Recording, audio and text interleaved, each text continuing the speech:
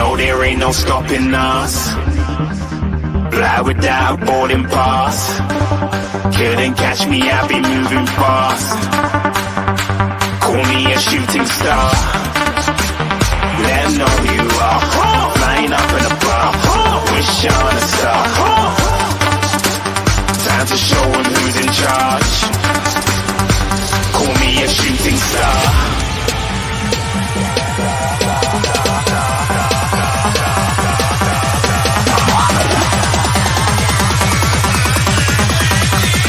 Shooting stars. Didn't even get to cross.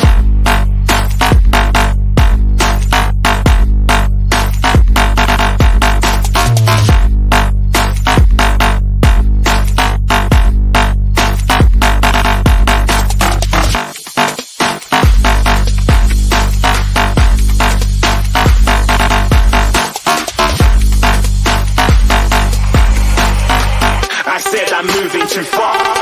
Get to glance.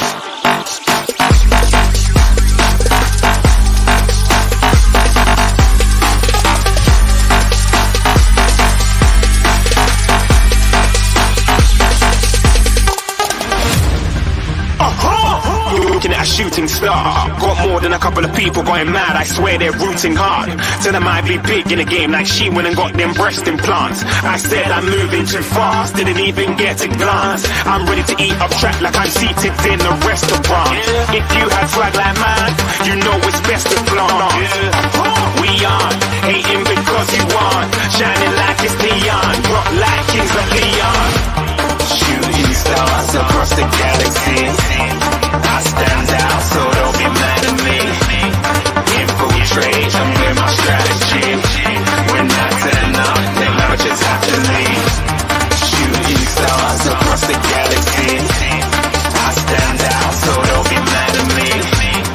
Infiltrate, I'm with my strategy. When I turn up, then I just have to leave. Yeah, shoot. Yeah, shoot. Yeah, shooting. Yeah, shooting shots.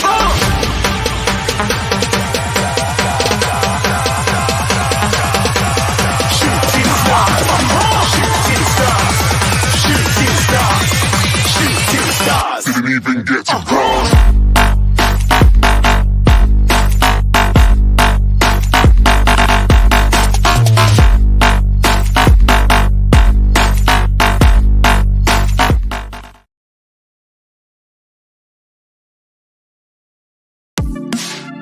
The first game we look for, Robbie. Tottenham away. When we got Tottenham away?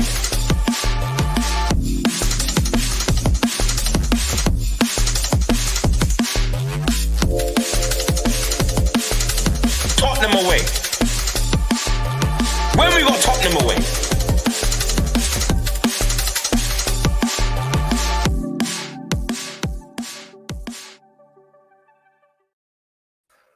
How you doing, everybody? The season's up and running. We're back. It's Tottenham away, our first post-match show, and we're live.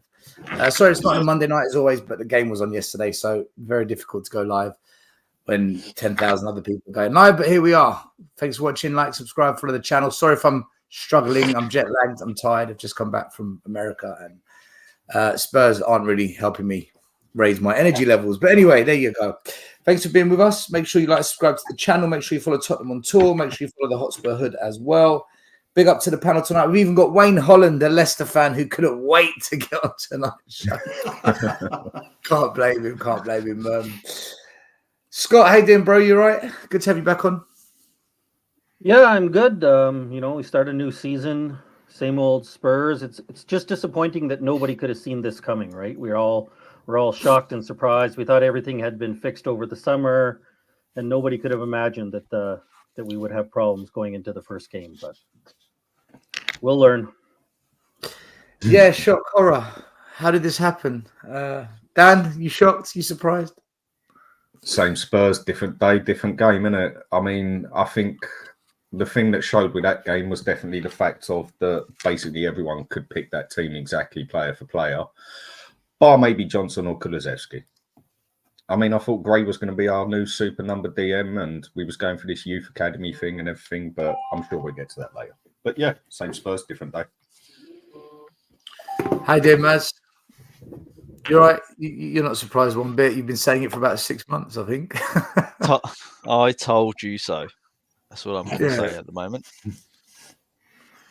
You did tell us so. You did tell us so. Wayne, surprised? Happy? Shocked? Happy with a point. Happy with a point after the first 45 minutes. Yeah. So no more than that at the minute. Did you expect to get anything from the game before the match? No. I was on Savage Show on Sunday, and I said, my heart said a point at best, but in reality, I thought we'd lose 2 or 3-1. So I was very surprised when we got the point, if I'm honest. And on another day, if Vardy had took his, I can't be critical of Vardy because he's a legend, but if he took that chance, we could have ended up winning, which I think would have been unfair on you because you dominated the first half. So, but that's football. Yeah, I mean, we did have the chance at the end to win it, but we'll get into it. We'll get into it all. Ryan, you went to the game. Yep. Were you shocked, surprised? What was the kind of vibe in the stadium with the Spurs fans after that 1-1 draw? Frustration, definitely more frustration rather than anger. It was more anger on social media, as I'm sure a lot of you have seen today, but more disappointment because we felt we deserved the 3 points. We should have got the 3 points based solely on that first 55 minutes before Leicester got the equaliser. We should have been out of sight, really. Other than that, I'm good. I've got a couple of spares for Newcastle if you're interested still. I'm never going to an away game again, mate. Yeah, it's interesting. Some fans are frustrated. Some are, I told you so. Others are defending it, and others are, Ange out. I'm done. I'm sick of it. It's not going to change. It's the one thing, and this is where I want to start with tonight, is all the hype and all the hysteria and all the look at these players we've signed. They're perfect for Ange Ball. Archie Gray's generational. Bergvall's generational. Solanke's a good signing. Look at us pre-season. Project Youth. All this build up. After one game, there is a meltdown. There's no doubt there's a meltdown on social media, on YouTube channels, even the most fake, positive, toxic, happy, clappy channels. Even they are saying, if Ange doesn't change, he's done. Right? So a lot of us here, we've been talking about it all season, saying that signings aren't good enough and whatnot. But where I want to start with it is this. So we see the starting lineup. So Vicario, Porro, Romero, Van der Velde, Guissar, Bentancur, Madison, Johnson, Solanke, Son. And the most obvious thing there is no change whatsoever to last week other than Solanke. And then you look at the bench, Austin, Spence, Davies, Dragusin, Gray, Bergvall, Kulu, Werner, Richarlison. The only real change on the bench is Gray and Bergvall and Spence. So what has actually changed? Like, what has significantly changed? We've spent, and I'm going to go through some shocking stats that Sava brought up, and I'm going to give Sava credit for working it, but I will bring up the stats later. But Scott, we've spent 431 million euros. It's about 350, something like that. 350 million pounds under Ange in 12 months. And the only difference to the starting lineup is Solanke. Has anything actually changed? Well, you said that you said you read off the names on the subs bench, and the only thing that's changed is the names. There's no increase in quality. Like last year, we had Højbjerg there. Does Gray or Bergvall? I think Bergvall can eventually, but right now, does he do anything that Højbjerg wouldn't have done if he brought it on? No. We have Richarlison on the bench. He doesn't bring on any dynamic to change the game when it's 1-1 and we need to change the game. Yeah, nothing's changed, and not just the players. Nothing changed in the approach. Everything that happened last night. All our problems were the same things we had last year, right? Tons of possession, but doing nothing with it at all. Nobody out there. And I thought Madison was our best player. He was the only one that kind of had a clue. Outside of Madison, nobody had a clue about how to create a chance, how to score. We didn't look all that threatening. After it went 1-1, I thought Leicester were clearly the better team and more likely. Wayne said it would have been unfair if they had won the game. I don't think it would have been unfair. We did it to ourselves. We fully deserved for that Vardy one-on-one chance to go in. And if he wasn't 37 years old, and I think he's playing at about 75%, or maybe not even that high, he came into the game because it was the first game of the season. If that's Vardy from old, he puts that away and we lose 2-1. And it's because of everything that happened last year. So not only have the players not changed, none of the tactics have changed, no solutions were shown how to fix the problems that we had last year. Dan, do you agree with what Scott says? Is the approach the same? Is the solution? Are we going about it the exact same way as last year? I mean, basically word for word what Scott just said. I mean, the other way you could look on it is there is no problems. There was no problems because nothing changed. Things change because you know there's a problem, or you know there's a way you can improve it, or you know you have to change it because everybody sussed you out. We didn't do none of it, so there mustn't be a problem there. Surely not. Surely the manager's intelligent enough to realise that his way is working and going to work and going to win us things, so he doesn't need to change nothing, does he? And for this youth system that we're meant to be doing, how many people honestly thought that Gray was going to start that game? Or Bergville? Loads. A lot. I know, that was the comical thing. But realistically now, let's say, not just hope, who actually really thought that Gray was going to start it? I don't think anyone on here did, and I don't think a lot of the chat would have thought it either. And if anything, we did not deserve to draw or win that game by the end of it. We didn't deserve nothing. The way we did not take advantage of that first half, which we should have easily been 3-0 up, if anything, we deserve to lose that at the end. That is what happens when you do not take advantage of what you got. And on this game, yeah, Angie's system, everything else, I get that. But Angie's system actually worked in this game for the first half. The amount of chances those players had to put it in the back of the net, we should have been 3-0 up. And that one is purely on the player's head. No, I don't dig Angie's system. No, I've always said it ain't going to work over 38 games, but it will work in the odd game here and there. And this is one game. It worked, and it was down to the players. Johnson was shocking. Son, he looked a bit washed. And Solanke, all right, I'll give him a bit of space and whatever. But all over we had chance after chance after chance. What was it? 9 corners by half time? And nothing of any of it. We got 1 goal out of it. And then as soon as things started going funny in the second half, I think everybody knew what was coming. I was surprised we didn't lose the game. Last bit I'll say, Bentancur getting injured was our saviour. Why? Why did you say that? Because Leicester were at that stage now where the vibes were all on their side, the adrenaline was all on their side, they was all over us, and the second goal was coming if we go by the way it's been, because it was just a start from last season, basically. And the second goal was coming. I think Bentancur getting injured stopped the game for, 10 minutes, 12 minutes, whatever it was, 9, 10 minutes, whatever. And I think that gave us that bit of breathing time for Leicester to also have to slow down.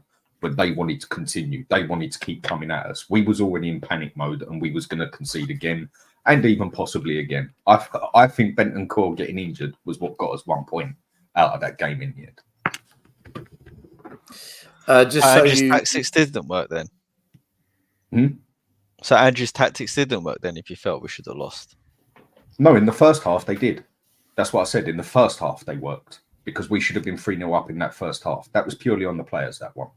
But no, second half, I mean, Johnson should have been off at half time, without a doubt. He should have been off after 30 minutes, but either way, he left it a bit late for his subs, but at least he put the effort in making the subs. But he's got no subs that can make a change. Second half, this is where he needs a plan B. Before I go to Maz, I was going to go to Maz, but I want to go to Wayne because of what Dan said. Right, Wayne, you're a Leicester City fan, okay?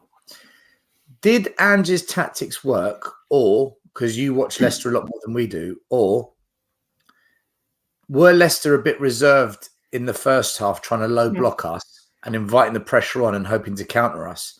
Because in the second half, you definitely put players a little bit higher up and went longer down the middle and wider to expose us. And I kind of felt it worked. So what I want to ask you is, did Ange's tactics work, or were Leicester playing within themselves? Probably a bit of both. I think we paid you a bit of too much respect for a bit, but I would also say that the manager came out on local radio afterwards and said that the tactics weren't to sort of sit that deep, but because whenever we got the ball, we kept giving it you back. It just invited pressure onto us more. And then what the manager said, what he didn't want to do was try and tell all the players to change what he told them, because he didn't want to send confusing messages out. So I think he said that he spoke to Vardy and just said, look, just tell him to sit in, get to half time. This is on me. So, a big plus for Cooper for coming out and saying that he got it wrong. And I think all he did in the second half was just dropped Winks onto Maddison and put Buonanotte onto Bentancur. And that literally stopped you playing. We just, fullbacks pushed up 10 yards. And I think the alarming thing from not alarming from our perspective was that when we scored, you just seemed to fall off a cliff. It was almost as though you panicked so much and you invited us onto you and didn't really know where, couldn't see that coming for the first. I agree with what Dan says, on another day you could have been 3 up at half time, but the fact is you weren't. That's, I agree with Dan, that's down to your players. If you don't take chances at this level, you're going to get punished. And I just think that it was almost as though you came out for the first 5 minutes, 10 minutes of the second half. And it was like, oh, we're going to walk through this. These are no threat. And we suddenly realised, hang on a minute, these are not being disrespectful, but these are not, we're not playing Real Madrid here. And all we did was just pushed up 10 yards, dropped 2 players on your 2 most dangerous players. Because in the first half, Maddison had the freedom of the pitch. He was hurting us so much. But second half, we just put someone on him, just completely cut because your danger is in the middle of the park. Out wide as a neutral, there's no threat there. I mean, Son is not the player that he was. And Johnson won't get in our team. And I'll probably get slaughtered for saying that in the chat, but he wouldn't. You're right. He's shit. But that's my opinion. Johnson won't get in our team. Is he any better than Fatawu? No. Oh. That's my view. So that's kind of how I seen it. It was kind of, when the half-time whistle went, it's like, well, thank God it's only 1. And as you say, it could have been 3 or 4, but it weren't. But I think the alarming thing from your perspective was how you seemed to just completely and utterly, I wouldn't say you collapsed, but panic mode set in when we equalised. And as Dan said, I think the best thing, and I never wish injury on any player, but I think the best thing that happened for Tottenham was Bentancur getting injured, because that stopped all the momentum. Because there was only one side was going to win at that point, and that was us. And that's not me being disrespectful to you guys, but from what I was watching, that's what it seemed like. Some of you might disagree, but that's kind of my opinion. So it's all fact, mate. It's a fact what you're saying. It is a fact. There's no opinion on this. It is fact what you are saying. Johnson is not good enough. You were going to win that. Bentancur slowed the momentum. It's a fact. It's no disrespect. I think I said to just one more quick. I think I said to Sava last night. I think individually, you've got some real talent in your team, but you're looking at 4, 5, 6 players at the best, and you can't at that level for a club like Tottenham. You can't afford to carry 5 players, which to me as a neutral, it seems that's what you're doing. You look at all the other, the big 6. They don't carry anyone. They've got 11 really good players, if that makes sense. So that's from my view as a Leicester fan. So others may disagree, but that's how I kind of saw it. Maz, okay. There's so much to this already, right? So yeah. Well, let me just pick on a few things. All right, have the freedom to speak. No questions. Just go. Yeah. I don't buy this. You've got a few quality players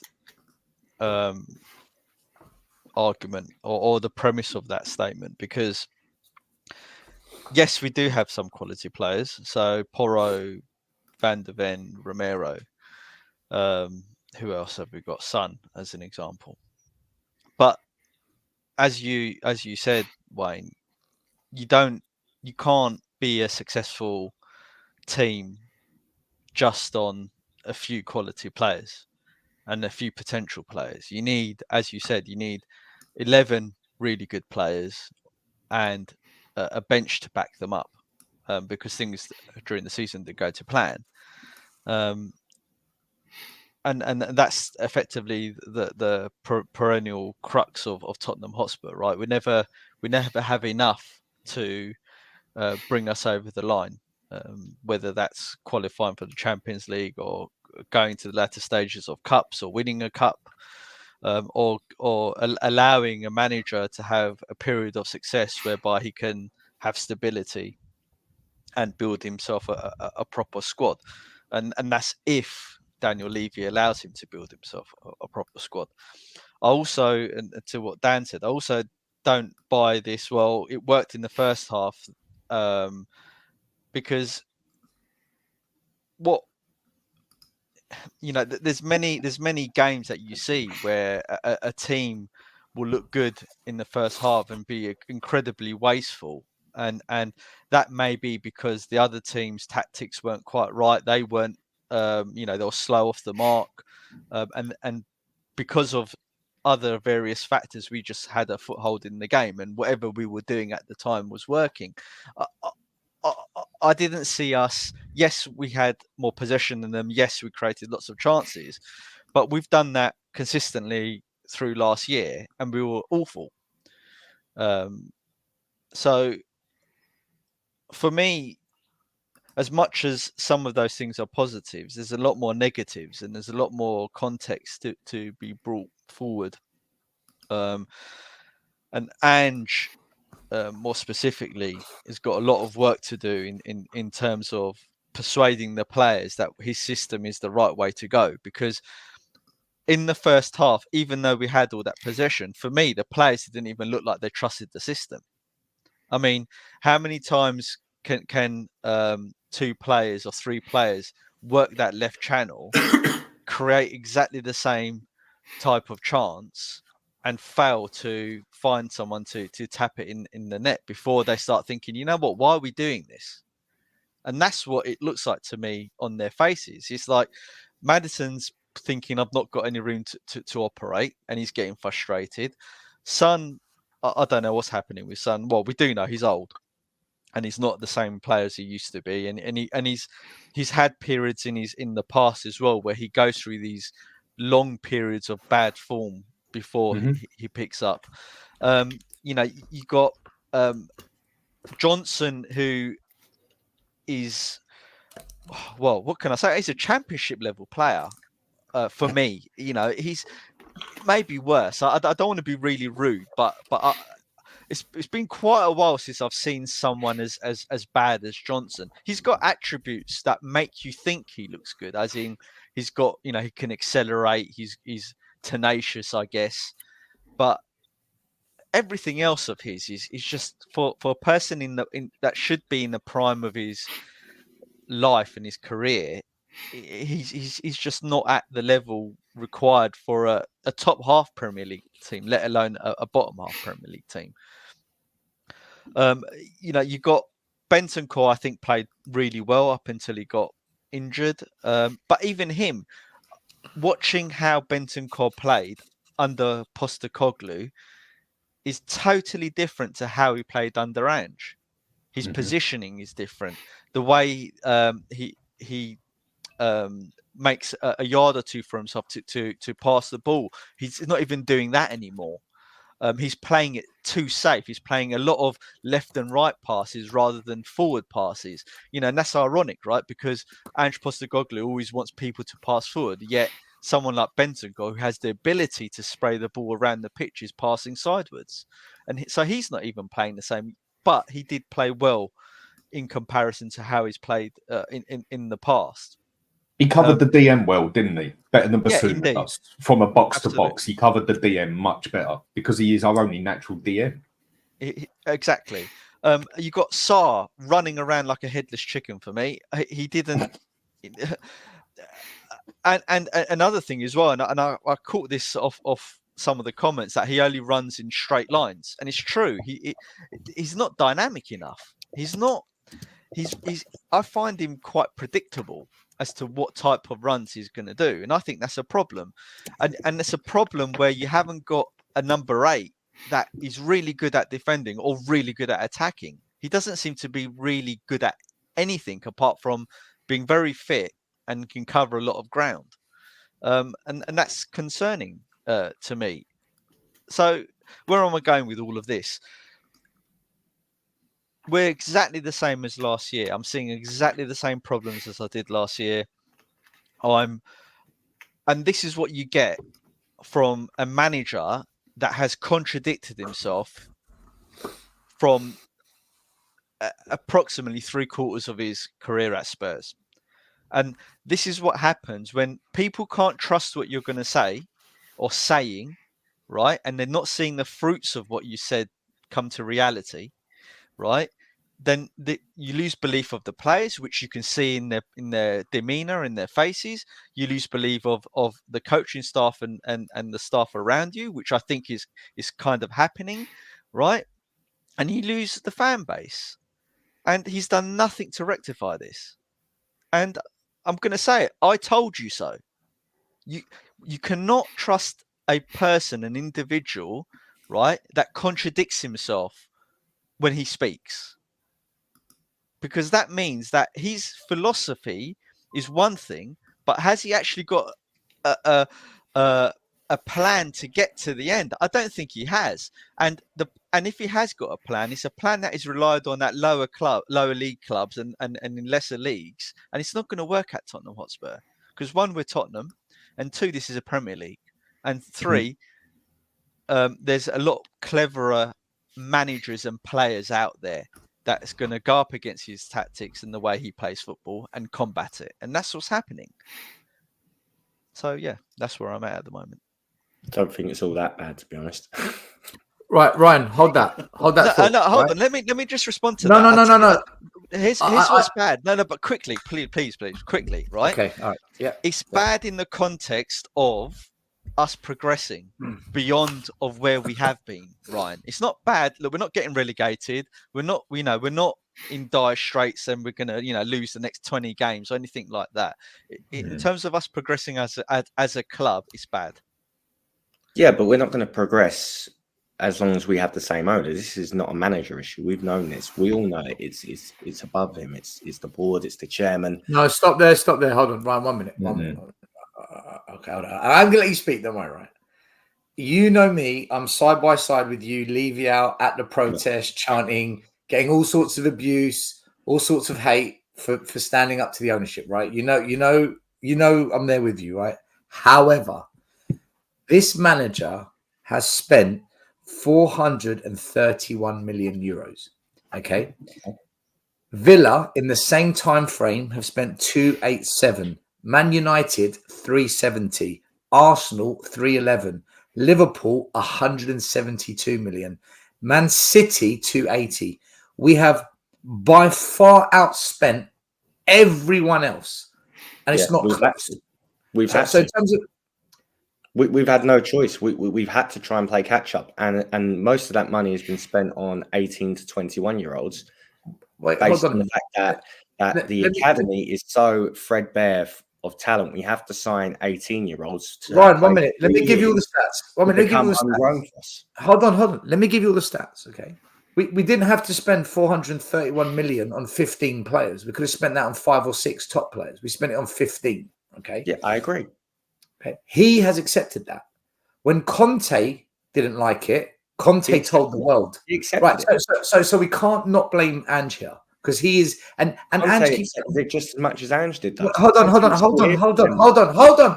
Let me say it all and then attack it. Okay. Otherwise, it's just going to be you and me for the next 10 minutes. When Conte had enough, he said it as it is. Mourinho, despite all that, still got us to a cup final. Despite that. Now, if you look at Ange, in his last 10 games, we would have been 12th place in the league. In his last 15 games, we would have been 8th. In his last 30 games, would have been 9th. In his last 5 games, would have been 13th. On average, his last 30 games, he would have had us mid-table. So we're not looking at it knee-jerk, Leicester City game. We're looking at it over a long period of time. Yep. Okay. Since we lost 4-1 to Chelsea, we've won 12 games. We've lost 12. So he wins as many as he loses. 3 clean sheets. 3 clean sheets. We've conceded 26, scored 50. So no, scored 50, conceded 53. So it's a negative 3 goal difference. 4 wins in the last 12, and they've all been against the bottom 4. Yep. So the last 12 games, he's only won 4, and they were against the 4 teams. The 3 that got relegated, the 1 that didn't get relegated. Yes. And since December the 10th, so going back, 7-8 months? 1 win against a top 10 team. Okay. 1 win. I'm going to take you. How are we going to blame all of that on Levy? Listen, Levy hired him, so Levy out always. Levy hired Lange, Levy hired Paratici, Levy hired the data analytics. Levy out every single day. If we sack Ange, we still got the same problem, Levy. But Ange is not helping the situation. I agree. However, I will take you back to, and that run is very similar to the run Arteta had during the lockdown season, when he had 1 win in 10 games, lost 4 at home. Arteta never spent £431 million. No, he even spent half of that. It was still his second year, regardless. And we spent 431 million. About 350 of that million doesn't even. Arteta won the FA Cup, Ryan, in his first 6 months. The FA Cup it's a luck box. It's a luck box of a competition. I don't care about. I care about the FA Cup. No. How can you, who champions trophies, begs for trophies, come out with that? I'm not basing that on this argument. I'm basing it because you're bringing up league performances. You're not bringing up cup performance. Okay, cup games. Andrew went out the first round and the second round. He drew Man City. Burnley in the semi-final and made 9 changes against Fulham. The Fulham game, that I can't. I don't even have anything to say on the on that. I can't say anything. I agree on the Man City bit with you, by the way. Man City's just Man City. Man City, he named a strong side. Shit happens. I'll go it's just one of them things. The luck of the draw does play a part in cup games. If you get if we go and draw a Liverpool, Arteta beat Man City away and he beat Chelsea in the final. We go and draw Liverpool away in the 3rd round of the FA Cup, and he names a strong side, and we get beat 2-0. Are you going to say anything about it? But Arteta beat Man City 2-0 away. No, it wasn't away. It was the semi-final. Was that Wembley? It was the semi-final at Wembley. It's a one-off game. Leicester beat Chelsea and Man City. It's a one-off game. Anyone can win one-off games. But having the consistency over 38 games of the season is where it matters. Rocket, I did not say I don't care about the FA Cup. In this conversation, I do not care about the FA Cup because we're talking about the league performances. The fact that you're all trying to, I want to stick with Ange as long as possible, simply because I want to see where this goes. Okay, even as much money as we spend, I don't care about the money. Never have, never will. We've demanded it be spent. It's been spent on really young, up and coming talents: Bergville, Archie Gray, Mickey van der Ven, Porro. It's just Solomon, Veliz, Yang, Solanke. Veliz we don't know about. Yang we don't know. Brennan Johnson. Brennan Johnson's a coming waste of money. talent. We have bad ones. I can go through Arsenal. Nicolas Pepe. It happens. You spend big and you get it wrong sometimes. I mean, Leicester spunked 30 million on Jose Perez. Not one of the players we've signed in the attacking forward lineup, not one, has ever shown that they can perform in the majority of games against the top 10 teams. Not one. Not a single one, including the experienced ones like Kulu and Richarlison. Son has, but obviously... Son wasn't signed by Ange. Okay, so you want to go through the ones that have been signed by Ange. Okay, let's go through them. Dominic Solanke last year scored twice Old Trafford, and at home to Manchester United. Dominic Solanke went missing in 75% of games against the top 10 teams. 75%. Scored twice against Man United. Yeah, He Man scored United against won. Man U and Villa. Man U and Villa. That's it. That's- The rest was. That's for So that's Bournemouth. two teams against the top 10. Okay, but he's playing for Bournemouth. Yeah. You're And not he, also expecting played so. 20, and he also played 21 games for Liverpool and scored 1 goal. How many of those were off the bench? Ryan, Top forget. I'm not Hold on. defending the signing of 1 minute. Dominic No, we're Solanke. changing. I'm Hold not on. happy We're with going the off topic. 1 minute. We're going off topic here. We'll get into the individual players because this is just going to end up going on a tangent, right? You're defending Ange, and you're allowed to, right? Good. I want you to because we need it to be balanced, right? Yeah, because I will defend Ange because I'm tired of blaming every single manager that's walked through this club. And that's fair enough. But you can't let that Manager blind and you. Levy can Yeah, both be bad, right? I generally will let that be blind loyalty. Hold on, Like, Ryan. Hold on 1 second. Unless we're in Hold a ridiculous 1 situation second. where we're battling relegation, you just have to say, Ryan, look, can I put something forward to you, right? I'll just speak for myself. I'm not blaming Ange. I'm not. I'm blaming Levy for sacking an elite manager like Conte and not backing him with the players he needs. I blame Levy for sacking Poch when we had the best team we've ever seen in 30 years and not backing Poch for the rebuild. I blame Levy for hiring Lange and the recruitment team. Right? I blame Levy for all of that and hiring Ange. But I also blame Ange. And I'm consistent. In May, I went on We Are Tottenham TV. I went on We Are Tottenham TV and I said, I'm done. Signing Timo Werner was a massive red flag. That was a sign of what's going to happen. If he re-signs Timo Werner, he is part of the problem. He's facilitating failure. This guy is a yes man. We're doomed, right? I blame him for that. I blame him for accepting shit like Veliz and Solomon and Brennan Johnson. I blame him for that. I blame him for never, ever fixing us defensively. Any ball in the box, we look shambolic. I blame him for that. I blame fans. And over-glorified, happy, clappy. Spurs are going to be dangerous. Spurs are frightening, thumbnails, biting their fingers. Spurs are going to be... I blame all of them for the PR that they've been sucked into and not been able to criticize anything. I blame the media for being so far up Daniel Levy's backside that they've got to literally kiss his ass because they're too scared to call him out for what he is, which is a chairman that's been the worst we've ever seen in this club in 140 years, who wins nothing, but because he's financially astute, great. Ryan, I blame everyone, but Ange is part of that. That's the point I'm making. Maz said it a couple of weeks ago before I went away. He facilitates the problem. Do you agree with that or not? Yeah, he probably does because everyone's focusing on Ange rather than Levy. However, if we're going to just move on Ange, and I hate this argument, who do you bring in next? O'Neill. I don't think it matters. Yeah, but I don't think it matters. Ryan, It doesn't matter. Then what's the point in asking him to go? But Just we let can't. him. And one thing I do actually would want. I hope it absolutely goes tits up. Well, I think this particular group of players does better under Conte. 100%. And Jose and Poch. You've also got to and take Dave into account some players didn't want to play for Conte coming in, like Romero. Yeah, the shit ones. The shit ones. But you can't. do one thing. I've seen this. This is one thing I really don't agree with. Sorry, Like, Wayne. We all know the problems with Daniel Levy, right? Most of us on here has been to the protest, right? And we all know that historically, Levy has never truly backed the managers, right? We know that, but you can't then, after what Conte did, post that, after the 20 minutes of truth telling that Conte did, and when he left, right, then whoever comes in after him, you just blindly back them, because Jose, Conte, and Pochettino effectively told every manager going forward exactly what Tottenham's like.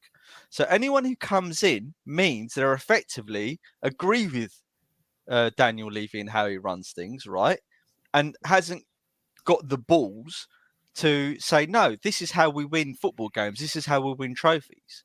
So I can't back that going forward, Ryan.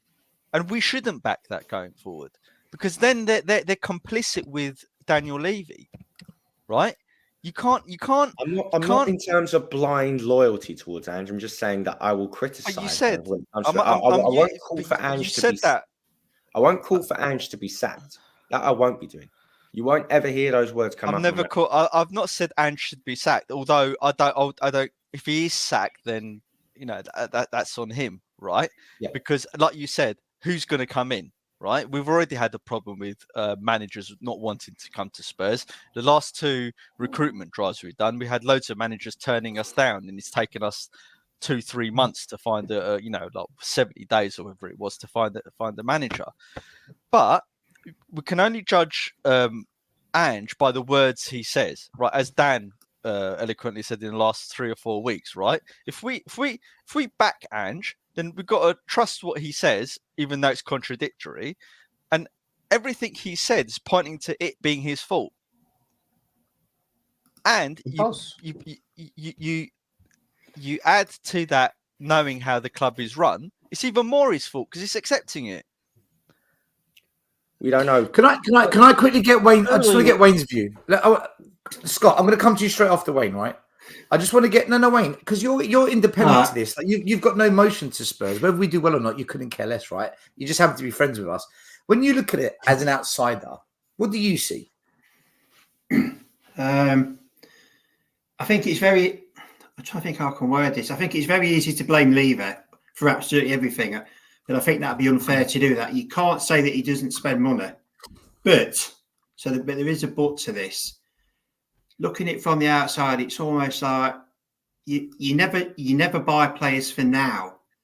You never go and get, going back to the Poch team, you had a really, really good team. Now, if at that point you'd have gone and bought 2 or 3 really good players, the season where you pushed us all the way, the next season you could have gone on to win the league. It's almost like you get so close, but then he takes a step back. But I also think that your fans are a major, not when I say your fans, not all your fans.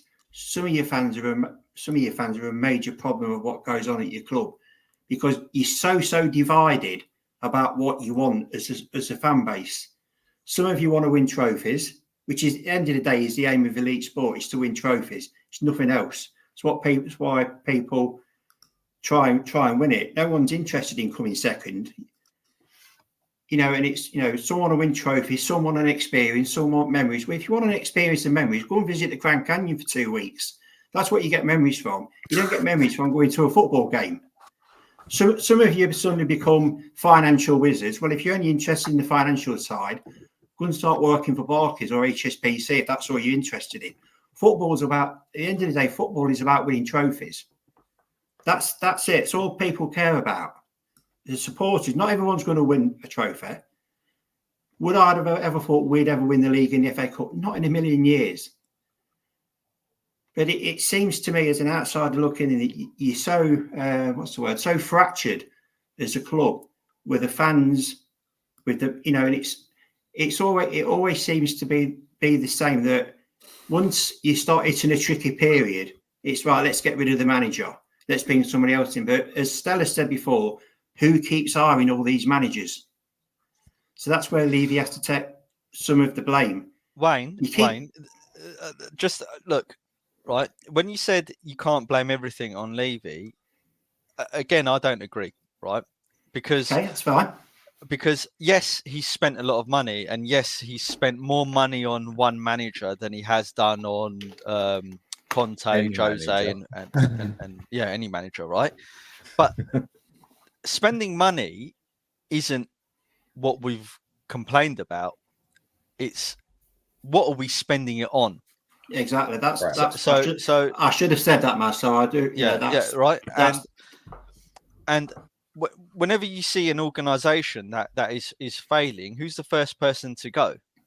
It's normally the CEO, right?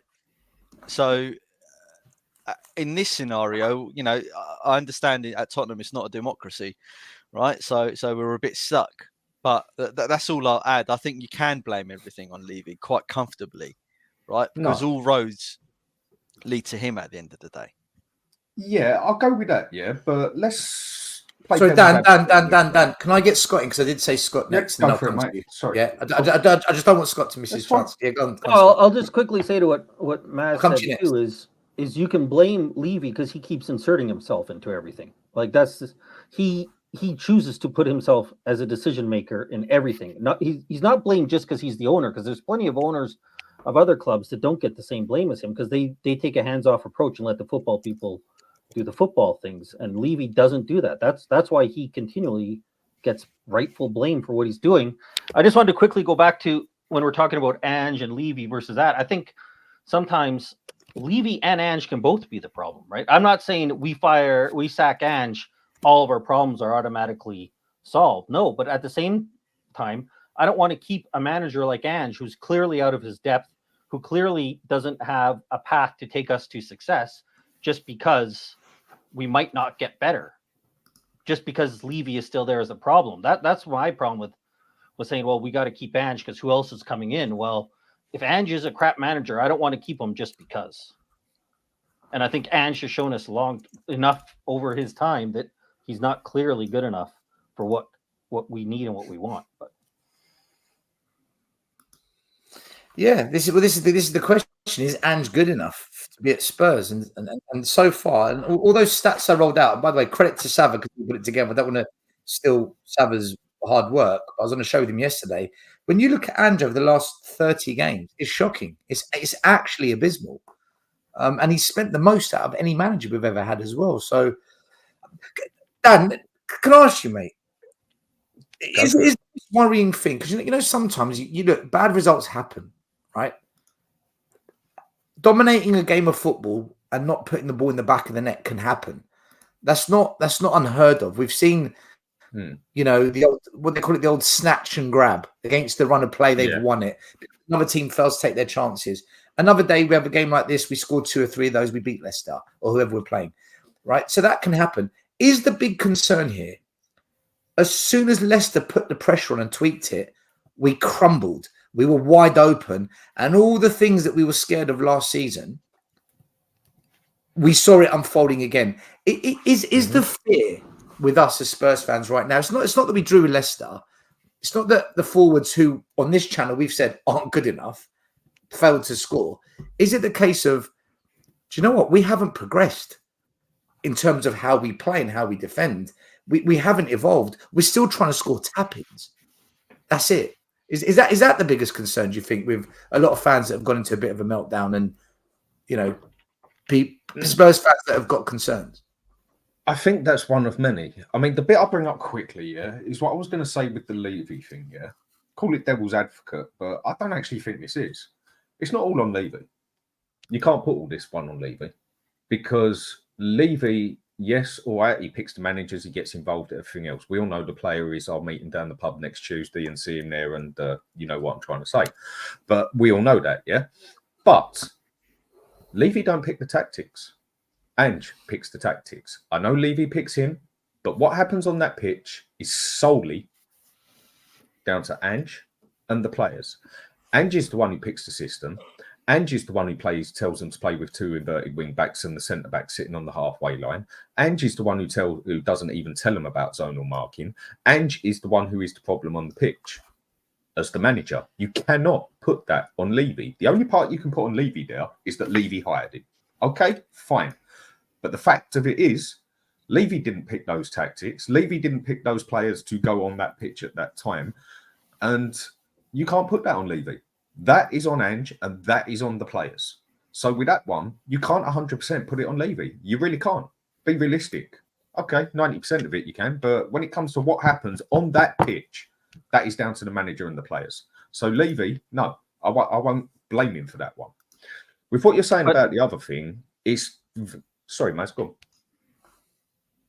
No, I was just going to say quickly, but if Levy Scott, has a policy where we can't pay the wages to get players to do what you want, that's where I do say he does take some of the blame for the players that are on he takes 90% and not of the blame. doing what we want them to do.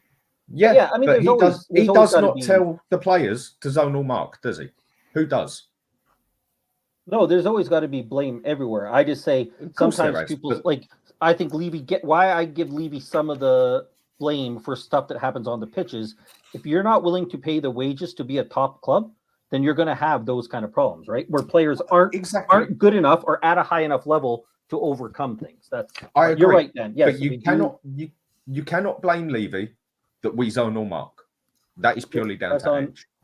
Yep. So you can't put him 100% on everything. I know we all want to, but you can't. 90% of it I'll go with, but there's certain things it is not his fault. But with what you said, Stel, I think what you said is just one of many things that Spurs fans are scared of. I mean, the fact that we've got this excellent defence, or so-called excellent, and we have actually got a pretty solid defence if you actually look at it player for player. But the way the manager plays it, like I've said it a million times, you put the best defence on the planet there and you still concede goals. As soon as we concede a goal, that team falls to pieces. It gets scared and you can see it. Why? Because it's happened so many times before. They've now got it stuck in their head, basically, like, oh, here we go again. And then when you've got, I say this how it is. When you've got a captain only of Heung-min Son, and I mean only because he is not captain material. Been a great player, but for me, he's not captain material. Okay, some players might need a kiss on the cheek instead of a slap around the face, but I know what I'd rather my captain do. He's useless as a captain on that pitch. Maybe off the pitch he's better, but on the pitch, abysmal as far as I'm concerned. Maybe he shouts once or twice. And it's one of many problems. We fall to pieces on the mentality side of it. You can almost see that we haven't got... I think Alex is the one who puts this perfect. Bar maybe one player, two players in that team, we've got no arrogance in it whatsoever. We've got no... So what? I just missed it. I'll put the next one in the back of the net. We've got more players of like, oh shit, I missed it. Oh, will I miss the next one? Oh no, I might not score the next one. We've got no arrogance on there. We've got no person who's so far stuck up his own arse he can smell yesterday's dinner. No one likes someone like that, but that is how you want your striker to be. But we've got nothing of the sort. Nothing like it. There is no mentality of winning on that pitch. But we discussed the issue of mentality in the football club before, right? And the ethos and mentality of the club comes from the top, right? And you're right. Short term, it's not Daniel Levy's fault that we zone or mark and don't man mark and things of that nature. But this is where context comes in, right? And Tottenham is run with a hierarchy and management structures, and people reporting to certain people, right? And there's decision making at various levels of who comes in, what they eat, who's fit, who's not fit, etc., etc. So the immediate blame is Ange's, you're correct, but the ultimate blame is Levy's. Of course, the ultimate blame is, but can you blame Levy that Richarlison has to see a psychiatrist after 6 months because he's playing crap? Is that Levy? I'll tell you why I can. I'll tell you why. Because Spurs haven't got very good scouting network. We haven't got very good decision makers as to who we bring in from a psychological and mentality perspective. What's that got to do with Richarlison's mentality? Yeah, because we've got a history of buying poor players with poor mentality. We buy that, but you still can't blame Levy that the player hasn't got the mentality for it. But it's happening over with different managers, though.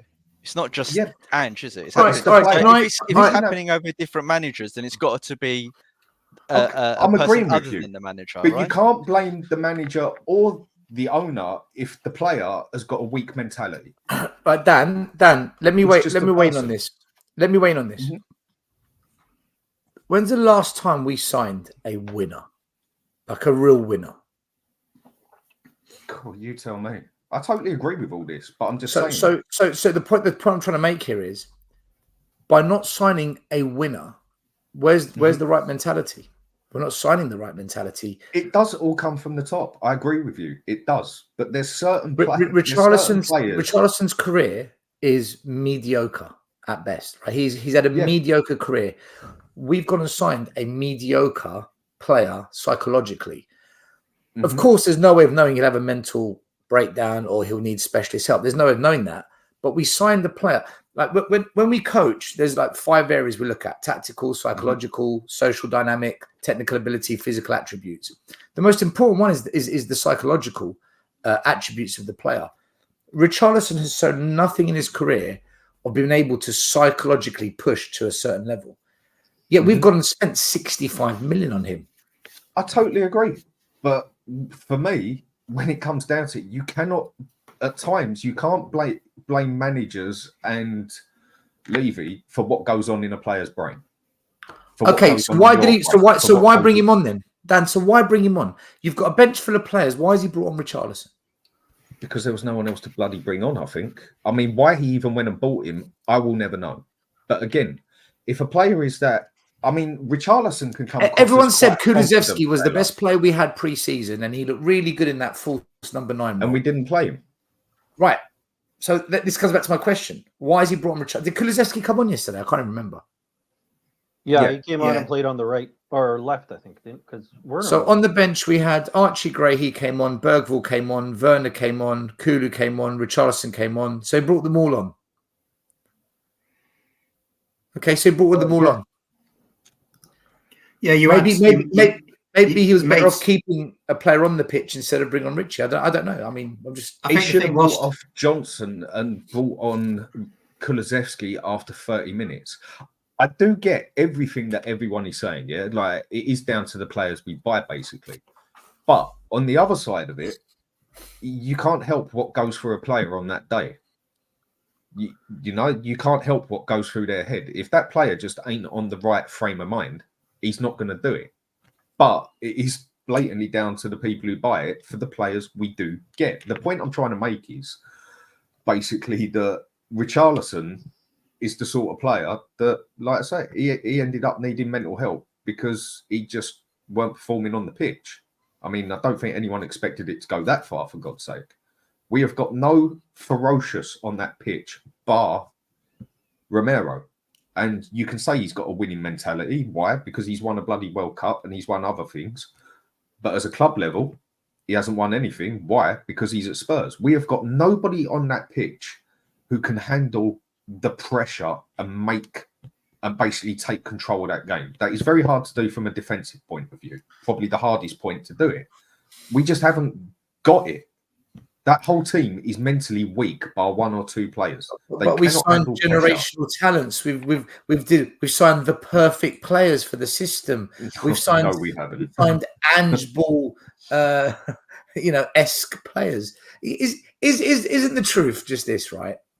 It's been an underwhelming window. We've spent way too much money on a lot of players who just aren't good enough, and we've got a manager who's out of his depth. 100%. The manager is out of his depth as far as I'm concerned. Look, if we can all sit here and most of the fans can sit here and basically say what the problem is, whether someone wants to call us an armchair manager or what. This is our manager, game 1. This is the season that he said we're going to challenge for the league. Exactly. And he's only got himself to blame for that still. He's only got himself to blame for that. If he shot himself in the foot with what he said. That's what coming to Leicester does to you. That's what coming to Leicester does to you. You want to try living here. And Brighton away and Newcastle away and every other game we play. Do you know, I find it interesting. When I saw this starting lineup, guys, right, I was laughing my head off because 1, nothing's changed other than Solanke. And 2, I was banging on for months and months and months and months and months saying to you, so to everyone watching the show, I've spoken to the academy director. These kids aren't going to play. Project Youth to Fallacy. And then literally the meltdown on X when Mikey Moore and Lancashire didn't make the squad. And I sat there thinking, yeah, but I've been saying this. I've been saying this for months and months and months. I just feel our fan base is poisoned with liars. Journalists that lie. They just lie, man. Eze's coming to Spurs. Him and his family were in a corporate box. It's a done deal. Gallagher is Tottenham. It's Tottenham's to not, it's for Tottenham to not get him. Neto to Spurs. I hear all these things. I think they're not coming to Tottenham. Well, there's no credibility in these stories. Fans that got sucked in by Project Youth. And there's me who's actually got a career Gullible. in this youth football industry, who actually knows people at Spurs, who gets to go to Spurs, who I speak to them, and there's me saying, guys, this is not true. It's not happening.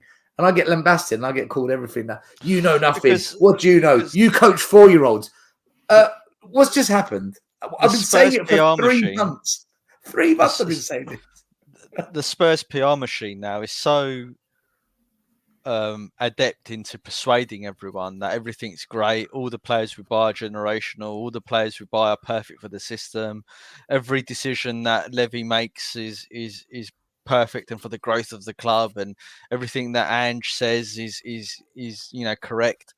That the fans just lap it up, don't they? Because there's effectively no critical thinking in terms of Gullible what's or happened in ignorance the is bliss, past. isn't it? Yeah, exactly. Look at this. Maz, Precisely. let me show you That's something. even- yeah. Maz, let me show you something, right? By the way, guys that are sending super chats, I'm just going to do it in a minute. I just wanted the chat to flow, right? There's this guy here who's been slamming our channel recently. I've never heard of him. I don't know who he is. I don't watch him. I'm not going to watch him. I don't care. I've seen enough of these types of accounts, right? This guy here, right? Ben Bowman. Okay. Ben Bowman. Right. There you go. Look, like and subscribe to this guy. Let's get him to 10,000 so he can chill. But look at these titles. Perfect summer window. He's ready. Odegaard. How Tottenham must set up versus Leicester City. Future stars. This is your typical happy clapper. We're going to be the best thing since sliced bread kind of channel. Trust the youth. Look at this one here. Trust the youth. Oh, you can't see it. Oh, anyway, it says trust the youth. Where is it? Where is the youth? Look, perfect fit. Why Dominic Solanke's perfect for Spurs? Why Bergvall must start?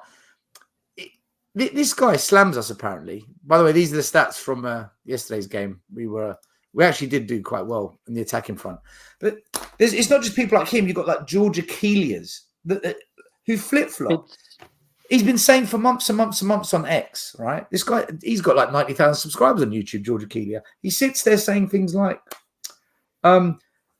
good business, really happy with what we're doing, praising it, raising the levels. And so you've got 90,000 people that follow him thinking, yeah, okay, yeah, George says it must be true. And then after the first game, get Odegaard in this team. We need someone that can take on a man. Hold on a minute. You spent all summer raising everyone's hopes on what we've signed, and now you're pinning everything on putting them on the bench and bringing in Odegaard, a kid, to save the club. Because there's so many accounts like this. They're trying to rationalize. They're trying to rationalize the illogical, right? So they're not looking at it logically, right? And they're looking at it through their own rational lens, right? They're getting a player like Odegaard, right? And they're thinking, right, how can I make this good? How can I rationalize what the club has done with this? Oh, he's played 29 games in the Premier League, right? He must be good, right? But yeah. he's a player. Find that one that's stat that rationalizes exactly, it. right? Yeah, exactly, right. And but that player is been relegated with Burnley. They can't have been that good. Right, it's the same with Maddison. Right, if Maddison was really good, then he might have kept Leicester up, but he didn't keep them up, and he would have scored a lot more goals, and he would have set up a lot more, but he didn't. Right, and this is the fans in their quest to try and be positive. They rationalise the illogical stuff, and this is the problem. What they're doing is ignoring what history has shown us, right? And trying to then predict the future. You can't predict the future without looking at the history. That's not how life works. There's a reason why history is so important, because that's what we use to predict the future. You can't just dispense with your history and just look forward. I will give the club credit though, because they have, and it's amazing that they have 100% success rate in picking players at George Aquila and Ben Bowman rate. It's amazing. Every player we sign in is perfect for our system. And like, what are the chances? What are the chances with all the players we've signed would be able to be a perfect fit for the system in all these in all these fans' eyes. And that's when they say, oh, you're just negative for the sake of negative. When they rate every single transfer a 10 out of 10, no matter who it is, that shows that there's no, as Maz, like he was talking about being rational, they don't use reason. They don't use any thinking, right? Everything is perfect. When we have it, the supposed negative people, when there's moves that we like, we rate it. When there's moves that we don't like, we don't. We have a variance in our opinion, right? We're not 100% against everything, as much as they try to paint us in that light. And that's what amazes me the most, is there's not a single player that George Aquila, is that how you say his name, ever would even say anything close to bad about. Like any guy we bring in is always a perfect fit. I'm not sure that there's any perfect fits for any systems, right? Like, but this is a perfect fit every single time. 100% batting average. The thing is, though, it's one of the great things the club does. I don't know how they do it. It's amazing. But you know, before I went away, I went on a couple of shows. I think I was even on Dan's show. I said I would start Bergvall. I think Bergvall, from what I've seen pre-season, has shown me enough to start ahead of anything else we've got. He looks like he's a player. And I remember saying, well done, Levy. Well done, Ange. Well done, Lange. This is a good signing. For 10 million quid, this looks like a really good signing. I hope in the main regular season, he can replicate what I've seen pre-season. Because if he can, I think we've got a good player on our hands here. I hope he starts. I don't want to see Johnson start ahead of him. I don't want to see Timo start ahead of him. And I said this on a number of shows. I even went on social and I posted it. That doesn't get heard. All of that gets missed. Instead, like, you know, it's like, guys, oh, you just hate Timo Werner. You hate Brennan Johnson. They're both shit. Brennan Johnson proved how bad he was against Wayne. What do you think of Brennan Johnson? You saw him. I thought he was shocking against you lot. Well, when he used to play for the Tree Huggers, he always used to play well against us. But I'm going to sound like I don't want to sort of contradict myself, but it's almost like he's playing in the wrong system.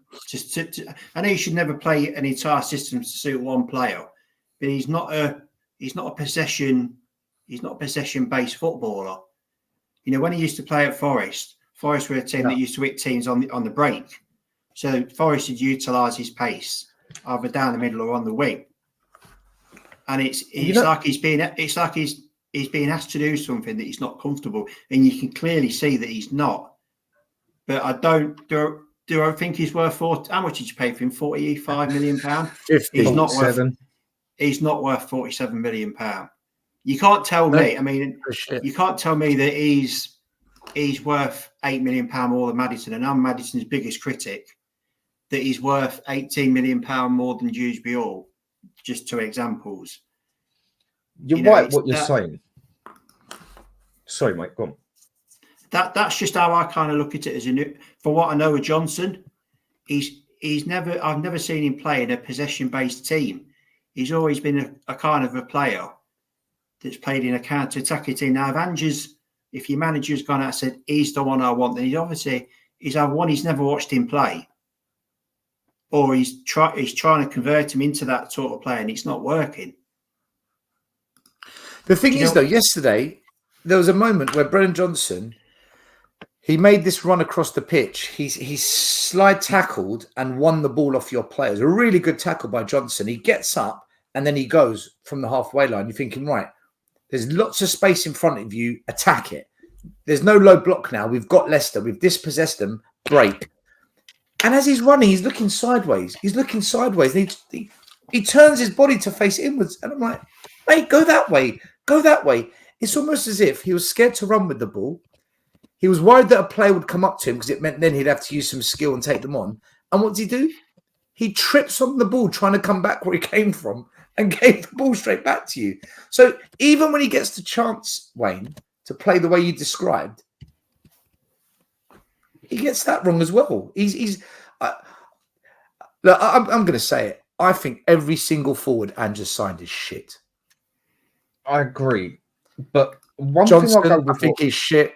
Werner, I think he's crap. This guy, I couldn't care less. Odebert means nothing to me. Solanke, overhyped. Had one good season in 5 years. Solomon, really? Veliz, he's gone back on loan again. He's doing rubbish there. For an attacking manager, and that's what he is. He's an attacking-based manager. I don't think we've signed one decent forward attacking player under this manager, other than Bergvall, if you're going to class him an attacking forward. I think his talent ID for an attacking manager is shocking. If it's him picking the players, and I don't agree care with what you've said. people But get upset a point about I will make to this, yeah, and again, it's a point I make on a lot of things.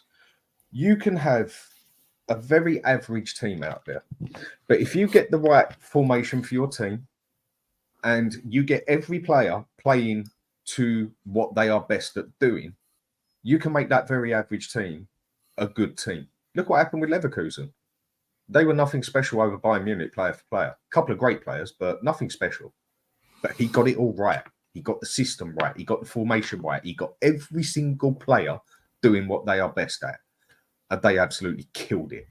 But you can have a world-class team out there, and if you don't play it the right system and you don't play the players at their best, you're not going to see the best out of them because they're not playing at their peaks. Johnson, I think he is absolute trash. I think the fella is shit. But I'll go in a bit of defence of the fella here. I agree with what Wayne said.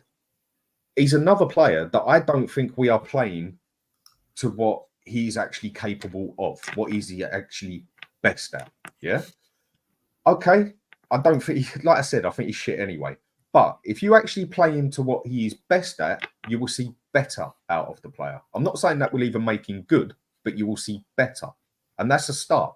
You start playing Porro and Udogie. I mean, Udogie was one of our worst players, if not the worst on the pitch yesterday, for what he did in the second half. But you go play him as an overlapping wingback like he's meant to be in Porro, you will then see a good 10-20% increase in them.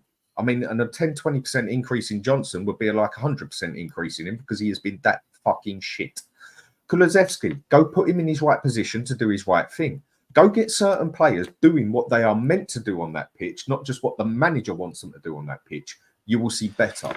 And then when you see 5, 6, 7 players improve by 10% because they're actually doing to what they are best at, to what they know they can do, you will see a big improvement in a team overall. I agree, Dan. I would say as well that Ange hasn't improved one single player, really, since he's been there. And Porro. By what Ange has said, and he said, "They'll judge me by my second season. We're a lot more prepared this season. The players know what we're doing. You know, the orientation process in the first season is completed now. Everyone knows what they should be doing." Doesn't look like it.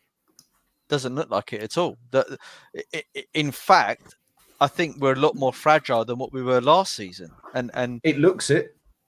And by what Wayne said, in terms of they slightly adapt their tactics, and all of a sudden we were a shadow of the team that we were in the first half. You know, just by them slightly adjusting the tactics. And no disrespect, that's really concerning. And no disrespect to Cooper, he's not exactly the greatest manager in the Premier League, is he? If we're going to be honest about it. I think the thing, if we come up against a slightly savvy manager, we're going to get put to the sword. I mean, I spoke to a mate earlier. He's a big Tottenham fan, and he said to me the alarming thing about last night was that the one time that you played, meaning us, played really good football against us, you absolutely ripped us to bits. You know the chance that Vardy had with the Vicario saved. If you go back and watch the build, up to that move, it was a really, really good move. It was probably the best bit of football we played all match. But if we can do, we're not a great team. We've not got fantastic players, and we're going to struggle this year with the squad that we've got at the minute. But if we can do that to you, I know we only did it once, but you only need to do it once. You only need to win a game by 1 goal.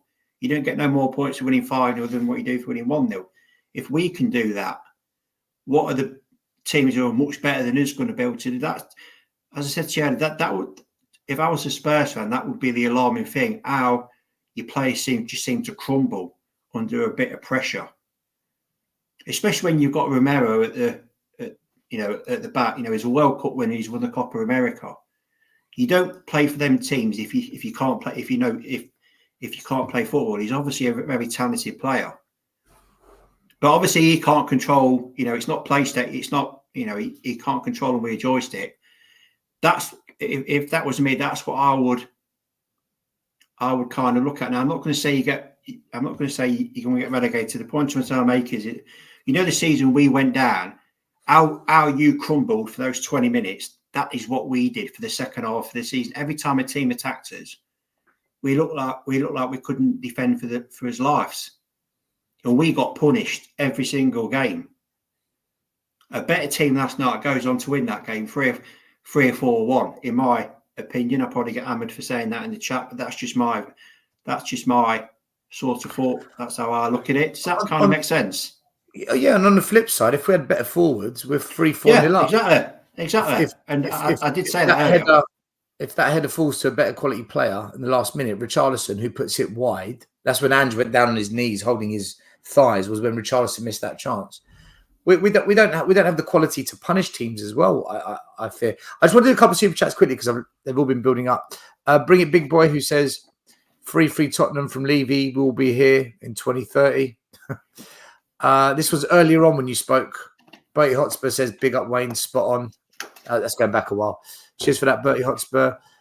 Faz says, who was as successful as Ange in his first season? Conte got 4th place. Arteta won the FA Cup. There's 2 for you, Poch. There's 3 for you, Faz. Thank you for your super chat. Bertie Hotspur, it's all Levy because he's the one who supplies the ingredients. They aren't good enough. Ambition comes from the top and Levy doesn't have it. Della Spurs, big up to you. I fear the fans will turn on the senior players due to the poor window and not signing new players. Fans are going to get sick of watching the same lot play the same way. Our mentality is immature.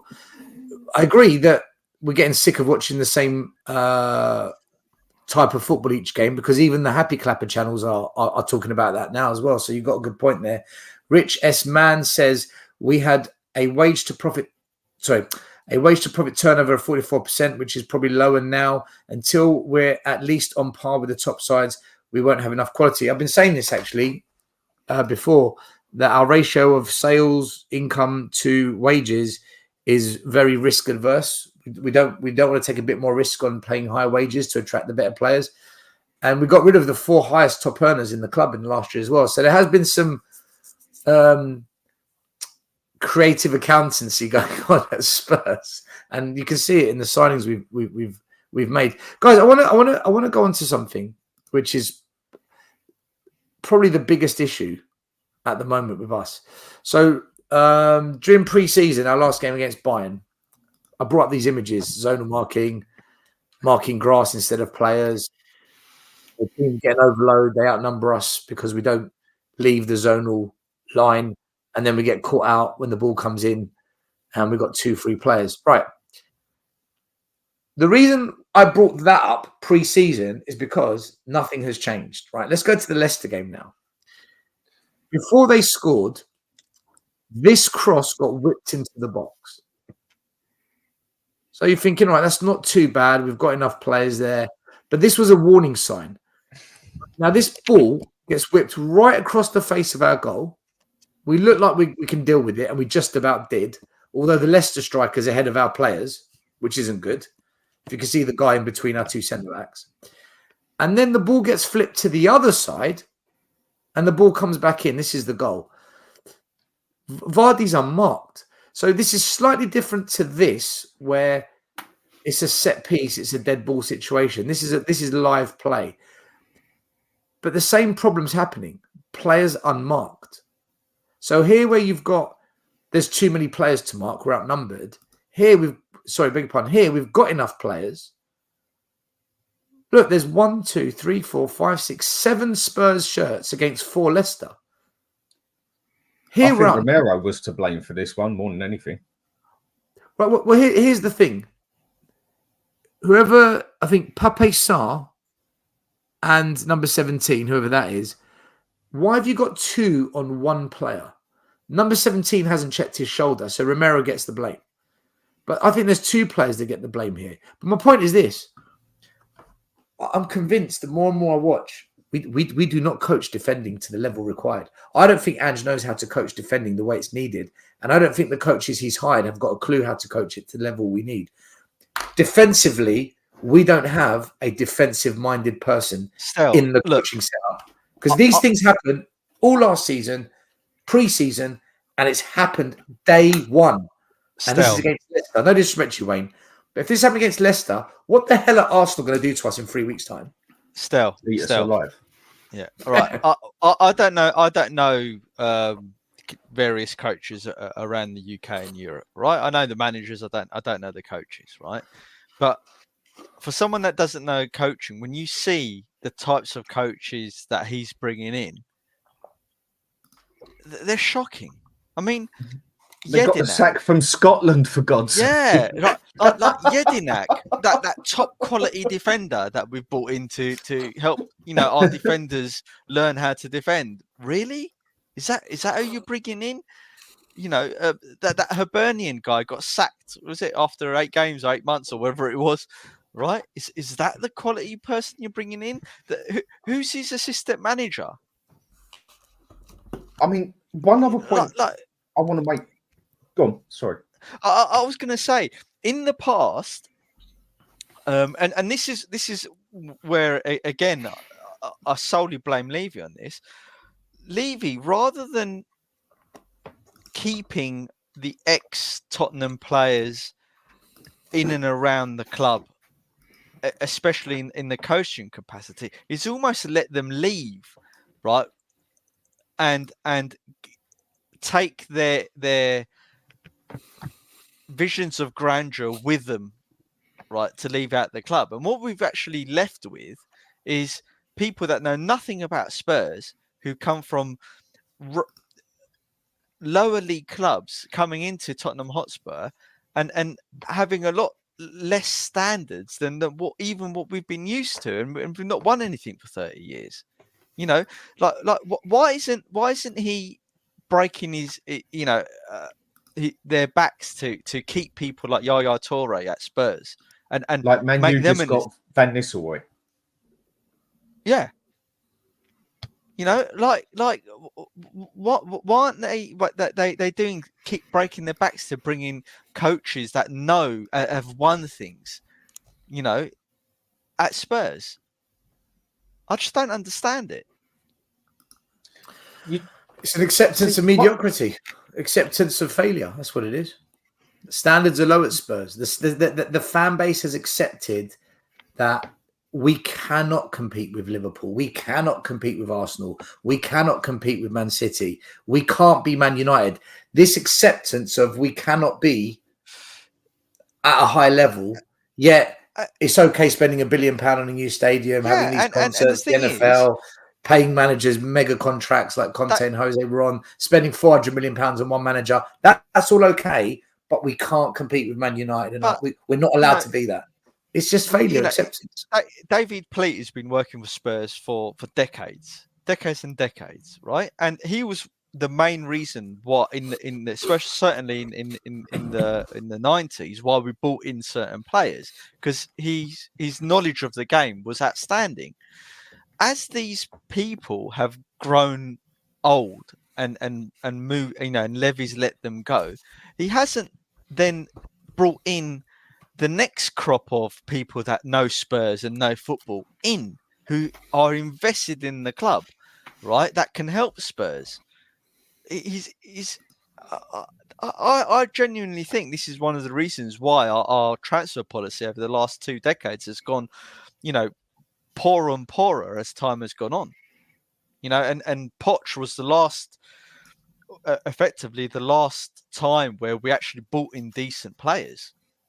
Mm-hmm. And even then, in the second half of his tenure, it was going south then, and it's continued.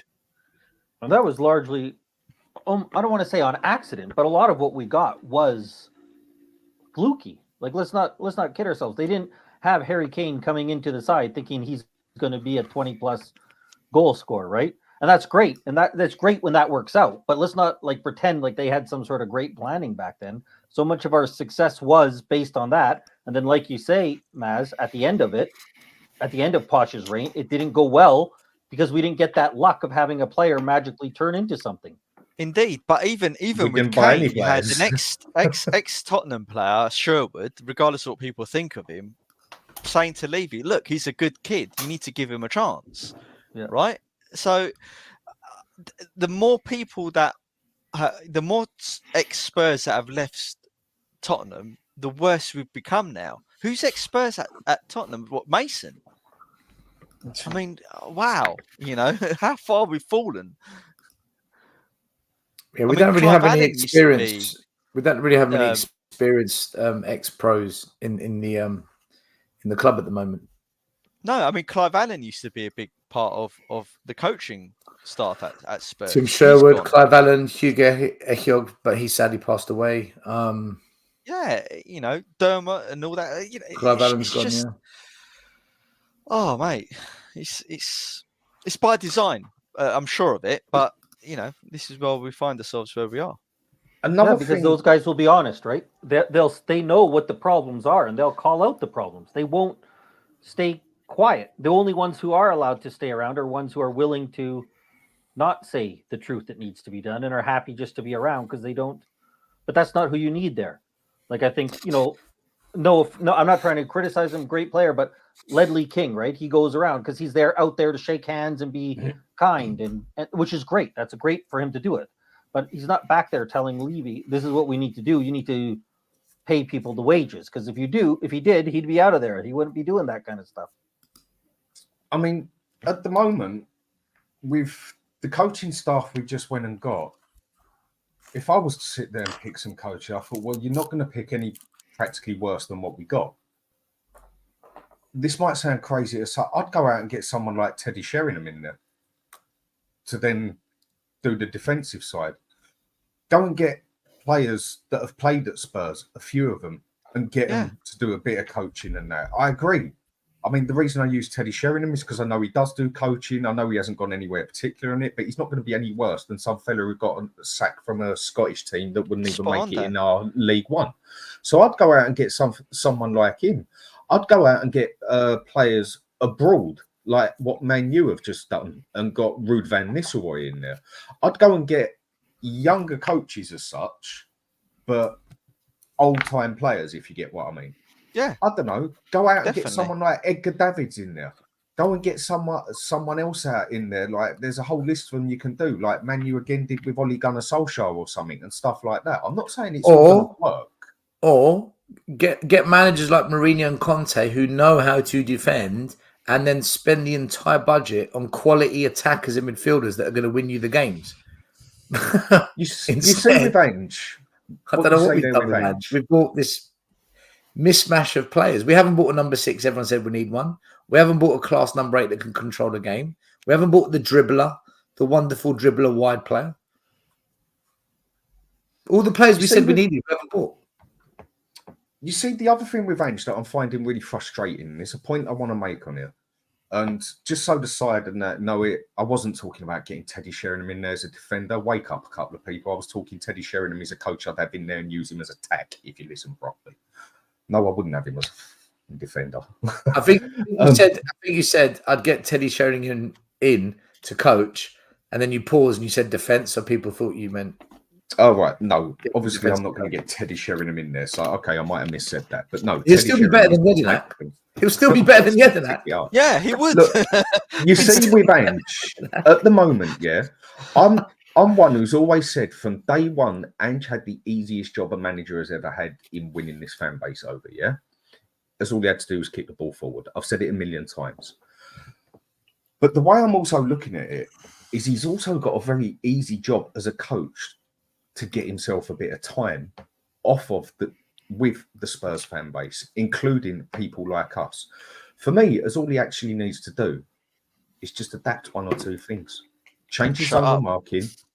Well, yeah, but change his zonal marking and also, just get it so we actually play a 6 or get it so it's only one inverted wing back at a time.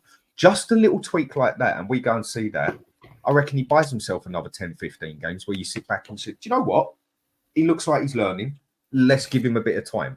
And then if it goes tits up from there, he's going to cop it full on. But I don't even think it's that hard for him to actually buy himself a bit more time off the fans. As all he's got to do is tweak one or two little things. I mean, I don't know what you think about that, but I think that's all he has to do to buy a little bit of time. He's not going to tweak it, Dan. No, I know, but I'm saying that's all he needs to bloody do. It's that simple. Oh, yeah. No, I agree. Yeah, I agree. And he could win back, not necessarily win back the fan base, but he could buy himself some time. Like if the fella wasn't such an idiot to go out in the first round of the League Cup and we would have finished 15th in the league, but won that League Cup, I bet you there'd be a lot of us here not happy with it. But do you know what? He's won us a cup. Don't care about the league. Now concentrate on the league next season. It's frustrating. I don't think he's got the hardest job to get this fan base more on his side again. Just show that he can adapt. But we all know he's not gonna, so it's irrelevant, really. I'm flabbergasted that he's made effectively built the fan base up to the point whereby we, certain sections of the fan base thought, yeah, we're actually going to challenge for the league. And then he's saying to us, oh, we need higher standards. And then he's saying, oh, I'll always win things in my second season. I mean, like, talk about set yourself up for failure and criticism from all sides, the media and the fan base and the board. Because if he's saying it to us, he said it to the board, right? So, I mean, what good manager does that? I mean, Jose and Conte, they were very careful as to what they committed to Spurs, right? They always would temper down expectations, even when they were top, right? Jose was saying, yeah, but wait and see how things go in the season first. Conte was doing the same, right?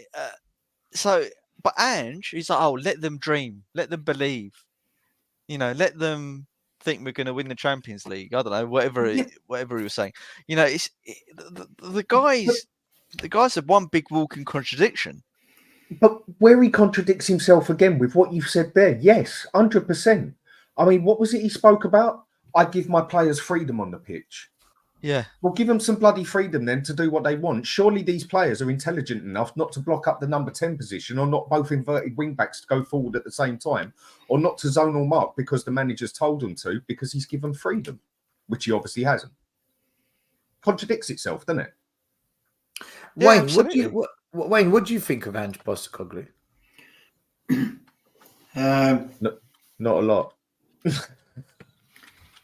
It's kind of hard to answer because I'm not, as you said earlier, I've got no emotional interest in Tottenham. But I think Maz has made quite, my Spurs mate asked me this a couple of weeks ago, and I just said he seems to say one thing one week and then say the complete and utter opposite the next week.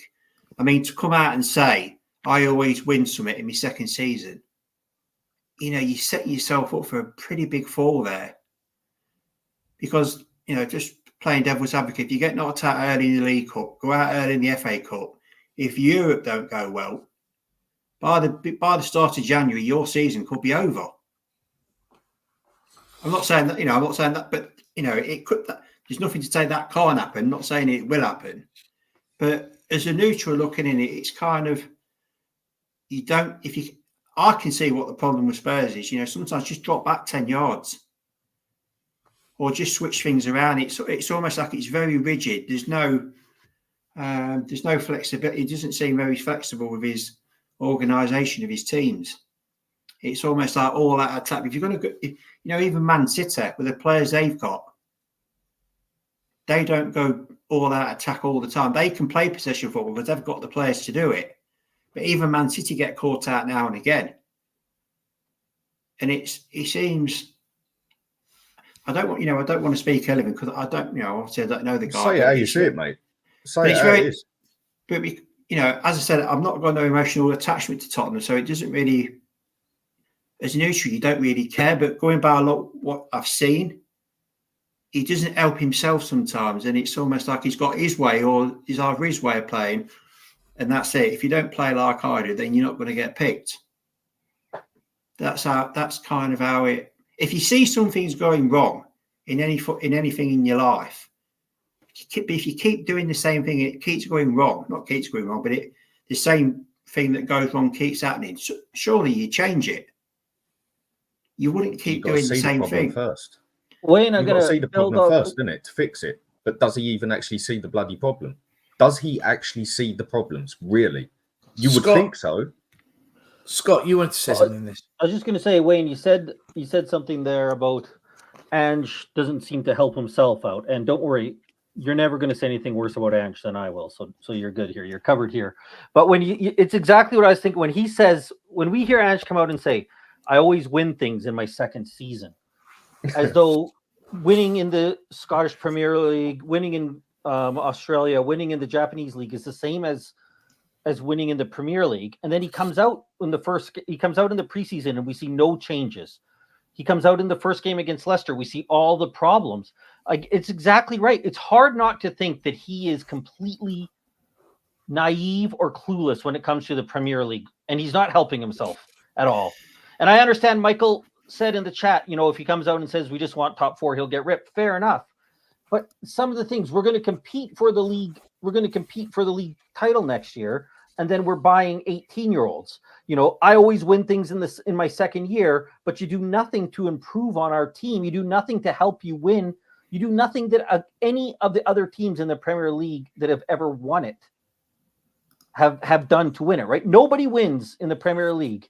Nobody wins in the Premier League by you score 4, we'll score 5. That's never won. So when you hear him say these things and not make any changes, how do you not think that he's naive? How do you not say he's not helping himself at all? He's really putting himself in the firing line. And when Dan said, we're not seeing him make any changes, and he talks about not making changes. And that's why when people say to me, how can you be Ange out this early? Because he constantly shows and tells us that he's not changing to have a style that works. And, as people say, if somebody tells you they're an idiot, believe them. And I don't want to necessarily go that hard on Ange, but when he tells us that he isn't going to change, when he tells us that the set pieces aren't a problem, when he tells us that he isn't worried about how many goals we give up, I'm going to believe him that's how he wants to run the team. And that's not any way that's ever going to have success in the Premier League. I agree. And I want to jump on something that Michael said here, where he says, come on, guys, if Ange said the aim is top 4, he would have got ripped for being ambitionless. There's nothing that will satisfy his fan base. I disagree. Why does Ange have to say anything? Michael is the point. Why can't he just say, I'm here, let me do my job? Remember when Conte came, he said, I need to assess the players. I need to assess the situation. And I'll give my findings, my report to the board. Do you remember what he said? Mm-hmm. Conte never said, I'm here, I'm going to win the league, I'm going to do this. Pochettino never said. The only one that said anything was Mourinho in his first press conference. I'll never forget it. I like to win. I want to win. I'm here to win. He said win about 10 times. Did he not get us to a cup final and try and stick to what he said? Yes, he did. The thing with Ange is, and this is where I agree with everyone tonight, as soon as you make a big, bold statement, you've made your bed.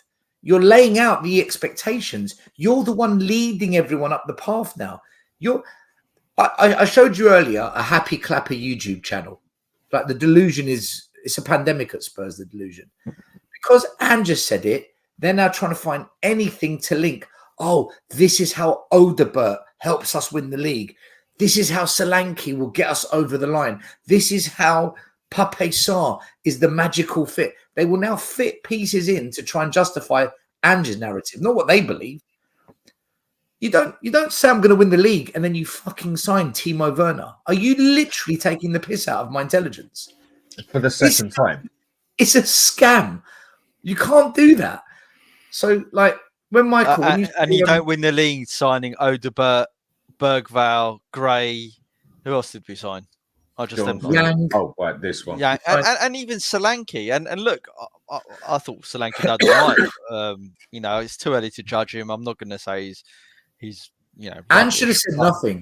Ange should have said nothing and just got on with the job. And you know what? And if it all came together, then let us to dream naturally. Let us believe that maybe we can get something. But him saying, my second season, I do this. I'm going to challenge for it. Okay, well then, that's where we're going to be. That's how we're going to think then, isn't it? The people that I take notice of are the people that don't really like Spurs, like Graham Souness, as an example, right? and the reason why is because he's obviously looking at us and thinking, okay, Solanke, what is he going to do? And he said, I'm not sure he's worth 65 million, and I'm not sure he's going to score the amount of goals that they think he's going to score in the league with Tottenham. And if he's seeing it, then surely other people should be seeing that too. And I personally think that this season, judging by the questioning that Andrew's had already from the media and in the press conferences and in outlets like TalkSport, you watch, if we lose another couple of games, they're going to be onto him big time. They're going to be onto him because they love building our managers up and then watching them fall, especially with Spurs. I think one of the biggest problems we got on that pitch, I mean, how do I put this? I think you can say about 7 of the players on that pitch, they look like they're struggling to find their gender. And what I mean by that, probably not the best way to say it, but what I mean by that is... Where are we going now with this? Where are we going now? One of them don't know if he's a DM or a box-to-box. The other don't know if he's meant to be a wing-back or an inverted. None of them have got balls. They don't know if they've got any balls. Well, that most of them don't anyway, yeah? But they just really don't really know what they are meant to be on that pitch. And I think they are struggling to actually find or adapt to the system that he's doing. Some of them are just sitting there thinking, what actually am I? What am I meant to do here? What do you want me to do on this pitch? And that is what I mean by that. I think quite a few of the players are actually struggling to find what they are as a player to do on that pitch. See, I think they know. I just don't think they can do it. I don't think Udogie and Porro can invert high up the pitch and then get back and defend when we're in a crisis situation. I don't think they can do it. I don't think any players can do it. I don't think Van de Ven and Romero can play the way we play every single game, every single week. I don't think our forward line have got the goals in them as individuals. I think collectively, if they all score 10 goals each a season, then yeah, maybe. But I don't think they can get 15, 20 goals as individuals. I just don't think they can pull off what the manager wants. I think the manager's got the wrong players for his system and he won't adapt the system when other managers suss us out. By the way, Football Heritage TV, Super Chat. I've had so many talking about the facts I presented earlier on, saying that I'm negative. By the way, they're the same facts I presented today, and I did give you the credit, Sava, so don't worry. Apparently, spinning the stats to suit my narrative. Yeah, but that's what's going to happen, isn't it? Do you know what? This is so. You know those stats earlier that I gave Ryan, and Ryan was like trying to challenge it. How can we argue it when it's factual? Like, these are facts. It's not opinion. This is actual, real. It's weird, isn't it? Right? They'll find the stat that says Timo Werner's the 3rd best player in Europe at dribbling. Right? They'll find one stat to justify Timo. When you tell them that we've only won 1 game against a top 10 team in 8 months, no, rubbish. Doesn't mean anything negative. It's like, all right, okay. I don't know, man. I think a fact's a fact, though, isn't it? Fan base so much. Speaks to our fan base so much. Like, those are straight facts. You can try to argue that there might be other facts that will paint it in a better picture or whatever, but those are facts. They don't have an opinion, negative or positive. But our fans are so desperate. That's the thing. And in some sense, I feel a little bit bad for them, or probably not. But I'll say they have built up. I go back. Maz was saying they've built up in their head so much that everything is going to be great that they can't handle when it doesn't happen. And I feel bad for people who think we're going to win the league. There's people who legitimately think we're going to win the league, because it's got to be so heartbreaking when you think that, and then you see the performances that we put in week after week after week. And when Sava comes out and you've been telling everyone, oh, you negative people, you're going to be wrong. They're going to show you. They're going to show you. And Sava shows those facts, showing that they aren't going to show us, that we aren't going to be proven wrong. They have nothing else to do because they put so much of their energy into believing all the vibes and rainbows and fairy tales that they've told themselves, that they can't handle it, because they're too much invested in lies and fairy tales. And I feel bad for it, because it's going to get shattered. It's always going to get shattered, and we know it. I've got good news though. At least Poch has gone to the US team, so that means that when Ange gets sacked, Poch ain't coming back. So that means I don't want Poch back. I don't want him back. That means that Because it's definitely going to be Ryan get... Mason, and I'm still on for Gareth Southgate to be our manager by next summer. If Daniel Levy sells the club, then I'd love Poch back, but not with Levy here, because it'll be the same thing again. He'll screw. It just won't work. I don't think. I actually now truly more than ever before believe Ange has been appointed because he's one of the biggest yes men we've ever hired, and he's just going to accept the way this club wants to run itself when it comes to transfers, this formula that they've got that never works, the way they want to structure a balance between young players that with the high sell-on value, never really going for established superstars. I just feel that Ange has come to a club and said, "Yeah, I can work like this. Yeah, this project works for me," and he's just out of his depth. Doesn't work. No top manager. Nagelsmann turned us down for a reason. There's a reason Nagelsmann. Right. There's a reason that Arnie Slot said no thanks. Even if you buy up my contract, no thanks. There's a reason he may be the biggest ever yes man we've ever had at Spurs. And one thing that I'm going to put out there, and I hope people respond to this in the chat, is let's say that you back Ange, that's cool, and you back this Project Youth buying pattern that we're doing at the moment. By doing that, are you not then saying, okay, I'm going to give the club another 5 years for them to try and win a trophy? So then it's going to be 30 years under Levy where we've not won anything. Is that what we've come to now? Is the acceptance that we're never going to win, right? And we want to wait another 5 years just to see what happens. Didn't Ange say though last season, I only ever stick around 2 or 3 years at a club? Well, exactly. Some of these players even bought for him, or the next manager, or the manager after that. This is why even the Levy out section of the fan base, where they say, "Oh yeah, but we've got to back Ange." No, we don't have to back Ange, because I'm not willing to wait another 3, 4, 5 years to win a trophy. I want quality players in now, right, to win something now. So I just putting that out there. I think people need to ask themselves, how long are you willing to wait? Especially the older fan base. Have we attracted any players to this club that we couldn't have attracted being in the old stadium? No. Nope. Well, if the answer is no, then what was the point of the new stadium then? But what this stadium really should have done, money on the same type of average-ish type players we signed in the old stadium in the last few years of Poch. For me, the only thing it's done is what this stadium should have done is give us.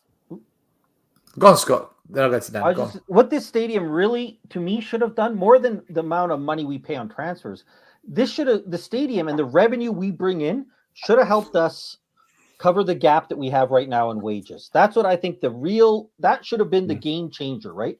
Is now that we have all this money coming in from, it's not that we're going to now go spend 100 million on players. We can spend the same amount of money, but now we can make sure that whenever we hear, oh, we can't sign that guy, he's on 200,000 a week wages. There's no we should be able to cover those wages. We have all that extra revenue coming in, so that wages shouldn't be a problem. And what we've seen, there hasn't been any change at all, almost worse, like you said, in the way we spend wages, right? We still hear, how many times this summer did we hear, we can't, I'm not saying he's going to come in, but we can't even think about getting Nico Williams. He wants 300 grand a week wages. And then what would we have to do? We'd have to pay Son that much. Who cares? Do it. That's what every club does. And the stadium should have been the game changer to help us so that there's no excuse that we can't afford wages. We're in the biggest club in our league in the world, the best TV contract. We have the biggest revenue coming in from our stadium. We have a massive fan base, worldwide fan base. Like, we have the money to pay wages. and not a single thing has changed in the way we treat the wage bill since we've come into this stadium. And that, to me, shows everything you need to know about the lie that we were all fed that this is going to be a game-changing stadium. I think you're right. I think you're right on everything you basically said. I mean, that stadium, the amount it brings in, we bring in the most in football, basically, on a match day. I mean, from what I've seen on stats and how we actually bring in more than Real Madrid, Barcelona, Bayern Munich, PSG on a match day. And that is telling you something. But I do think the problem is exactly what Scott said. We're not willing to spend the wages. And the other question is, if, say, we was to go and get a player out there, quality player like that Nico Williams, whatever, and he wanted 300, 350 grand, and we said, you know what, there you go. How many players have we actually got in that team that have got it in their contract that I have to be the top paid player as such? That I have to be at least level with have something like that. You've got no superstars left, Dan, so I doubt any of them That's what I mean. How many players have actually got that in their contract? I must be level with a top player. So would it really make that much difference? Because I don't think we've got anyone else in that team that even has the right to even suggest having that in their contract. So why would that even affect us in that aspect? Here's something interesting from David Clark. The most successful club team in the world, so Real Madrid, have got coaches who don't have the power to handpick their signings. Instead, players are purchased by the president of the club and the coach has to coach them. What's interesting is, though, look at the players the president signs. Mbappe, Vinicius, right? Modric, Bale, Ronaldo. That's got to be one of the worst points David has ever made, I think. Unless David's just pointing out a fact, then fair enough. If you're trying to make a point, though, I don't know where you're going with that one. But it is. I think if you give those players to most decent managers, they're going to get a tune out of them, right? I think that's typically how it works. This is something we've discussed at length before, right? And at a high level, a lot of the rich owners that come into these football clubs, their ambition isn't just to get a massive return of investment. Obviously, that's a part of it because they're businessmen. A lot of it is personal glory. Right, they want to show their other billionaire, millionaire mates. Look what I've done with this club. I've won loads of trophies. Daniel Levy doesn't. He doesn't care about trophies. He just wants to grow his property portfolio, and that's the major difference, right? The Cronkies have got a pedigree and a history of buying clubs of various different disciplines and winning trophies. Right. And I'm pretty sure it's not just to make them more money. Of course, that's a large part of it, but it's to reap the kudos that they get from it as well. And that is something severely lacking with our ownership, especially at a club like Tottenham. But, do you know, I don't understand, right, how we've got to a place where our fan base is controlled by PR. And not by independent thinking, not by some balanced conversation, not by just saying what you see. I don't know what has happened to Spurs, but something has engulfed the fan base to make us behave and act in a way where we think we're so much better than what we are, man. Is it delusion at Spurs? Is it just because I've just said deluded because it's the easiest way to describe it. Is it delusion or is it this desperation to just fit in with other Spurs fans? And if other Spurs fans are happy and positive about everything, like if I'm going to fit in with everyone, I better be like them. Because if you do have a more critical approach, you are going to get labelled. There's no doubt you're going to get labelled. How many of them actually believe what they say still, do you reckon? How many of them honestly believe what they say that do these other YouTube channels I watch? Some of them I'd say, yeah, they're very positive, but they do bring up the odd negative point. And then some of them are just so positive, I'm surprised they don't need a bloody blood test. And with that, it's how many of them actually believe it, do you reckon? Honestly believe it? Listen, when we I don't know, Dan, because when we signed Odebert, I honestly said to myself, what in the actual fuck? Like, what is going on at this club, right? And then when you look into the player, there's some pros, there's some cons, but you're not going to convince me this is that signing that really changes everything for us. And so many fans just jumped on it and said, yes, look at this bit of data, look at this stat, look what he can do for us. And I sat there and I said to myself, how are we now a fan base that thinks we're going to challenge for a league title, and Odebert is the one that no one mentioned, no one even thought of, just comes from left field, and yes, and now Eze, no Spurs fans talking about Eze. Suddenly, Eze's just been pushed quietly away. Don't talk about Eze. Let's not mention him anymore. Yet he was the one everyone wanted, and he was the one that was going to come to Spurs, and he was the one that was going to be that big marquee signing. I don't know how Spurs fans are where they are with this. And then at the end of the season, if Ange does get sacked, if we win nothing, they'll say, but the foundations are there. The next manager now, it's ready for him. It's ready for him to just come in and take it to the next level. I don't know. Yeah, but you know when they say that, Stel, say if like you were saying that to me as a Tottenham to a Leicester fan, I'd say, but you're lying to me there, and that doesn't matter. And as Maz has said before, but when you're lying to yourself, that is the worst thing you can do, because only an idiot does that. The amount of screenshots that I send you and Sava, the stuff that I see on X from Tottenham fans, I'm like, what are you smoking, or what have you been drinking today to actually think that? Well, I think that takes a bit more than smoking and drinking. Some of the stuff I see, it's like, you can't be serious. In a million years, on what planet can you actually believe that what you're saying is actually true? You say about the foundation still, yeah? The foundation is there. The foundation is there. We have got the foundation there to be one of the greatest clubs on this planet. We've got the income, we've got the stadium, we've got the training facilities. We're one of the only teams in the world, I would say, one of the very few that can actually support themselves and actually be up on money as such without even selling a single player. The foundations are there to be great. We just need someone to come in and finish off Levy, whatever way they want to do it, and buy that place, basically.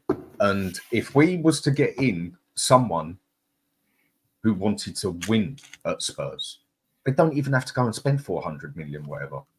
In some aspects, yes, the big money has to go on buying Spurs. But then the rest of it, they haven't really got nothing to worry about. They've got no stadium to worry about, no training facilities to worry about, nothing to worry about income. It's all there. The foundations are there to be one of the greatest clubs on this planet. Some might say that sounds a bit OTT. I don't think it does. The foundations are there. We just need the right person. And then it goes back to Levy. So then it's not Ange's fault then? What happens on the pitch is Ange's fault with his tactics. The fact that we concede so many goals and he won't adapt his tactics is Ange's fault. But the club as a whole, the foundation is there for everything. I mean, take for instance, someone who comes over and actually buys Man U. They've got a hell of a lot to do. They've got a whole new stadium they've got to build. And if they, with the prices of everything now, they will be spending 2-3 billion on a bloody stadium to get anything like Old Trafford like it was. Like I'm saying, the foundations are there. Everything is already there. Buying the Spurs would be the expensive bit. And then after that, considering to what a lot of people would have to do with a club these days, because a majority of clubs have got to rebuild their stadium or at least update it significantly, they'd have the cheaper side of it of buying the players. And buying the players is a cheaper side than building a bloody stadium, building a training facility and everything else that comes with it, whilst also making sure you've got income. The foundations are there. It's all ready to go. It just needs the right person. And then obviously you've got to buy the right manager, the right players. I get that. But that would actually be the cheaper side than a lot of other people. I mean, look at taking over at Newcastle. They've got all the money in the world, but they can't bloody spend it because they've got no bloody income. and they also have to update their stadium and everything else. We don't have those problems. We've got it all there on a bloody plate. That, I think, is one of the most frustrating things for us Spurs supporters more than anything. The foundations are there. The ambition isn't there, though, is it? No, that's what I'm saying. But all the foundations are there. Yeah. Everything is there to be one of the greatest clubs on this planet. Everything is there, ready to go. You just need that man to come in with a winning mentality, who knows he don't know much about football, and says, right, I've bought the place. You get on with it and go and buy the right person that can go and get the right person to do it. Exactly like I forgot his bloody name now. The one who owned Chelsea. He's gone off my head now. Abramovich. Someone like that. He didn't sit. One or two players, yeah, like Shevchenko, he wanted him in there blatantly. But the rest of it, he bought in the top of the top, like you would do a solicitor or whatever else, because you want that one to do the best for you, and said, right, you make my club great. If you don't do it in this time, I will sack you, and I will get the right person to do it sooner or later. The foundations are all there. Everything is there. We've got Everton next. Has this suddenly become a massive game? Because after Everton, it's Newcastle and Arsenal, which a lot of fans look at and think they could be really, tricky games. If we lost against Newcastle away and Arsenal, I don't think many would be surprised. Doesn't mean we will, but I don't think it's a shocker if you lose to those two. St James's away is always difficult. Arsenal's the second best team in the country. Is it now a must-win game against Everton? No, not so much for the season, but for Ange to not lose the fans. You're gone. I disagree. Still, I think every single game is for Ange now is almost do or die, regardless of the opposition. Because if we don't accumulate points and we're not up there competing for those top four positions, I think the fan base won't have it, and they'll be calling for his head. I mean, you can see it already. Let's be honest, right? We've drawn against Leicester. It's not the end of the world. It's only a 1-1 draw. We've had worse. We've lost games at the first game, start of the season. But everyone's had enough already. One result. And the reason why everyone's had enough is because deep down they know the problems at Spurs. So the stick that breaks the camel's back gets ever smaller and smaller as time goes on. So I think any teams and the next 10 games, regardless of the game, the next 20 games, regardless of the game, if we go on a run where we lose a couple in a row, the fan base are going to go nuts. But is this still though? I hear what you're saying, Maz. But is this one? Has it got more emphasis on it now because of what happened against Leicester? It makes it hard for all the narratives of it. Like we've heard so much. It's just one game. Last year it's just the first season. Seems like there's never a time where we're allowed to criticize. But if you draw against Leicester and then go out and have a good performance against Everton, it's very easy to ignore what happened last week. If you have another bad performance, even for the happy clappers, they'll still do it, but it sure gets hard to continue to justify that things have changed from last year, that Ange just needs time. When that's then multiplied by the fact that we're not going to beat Newcastle, we might be lucky to get a draw against Arsenal. And it just, as Maz was saying, it builds on itself. And you get to a point where you can't continue to justify it. As much as our fans want to, as much as Ange is Teflon Don in many parts of our fan base, the results end up speaking for themselves. And all those facts that Sava showed aren't going to change. They're not going to look better. And if you lose to Everton, I'm fearful to think about what excuses we're going to see trotted out, because there's nothing to defend a poor performance at home against Everton after what we saw on Monday. Wayne, Who have Leicester got next? We've got Fulham away. I believe they've just signed Anderson from Crystal Palace. Apparently so. That's a good signing. Why would he leave It is. Crystal Palace with Glasner there? That's a weird one, that. Because weren't you guys interested in Anderson? Was it last summer?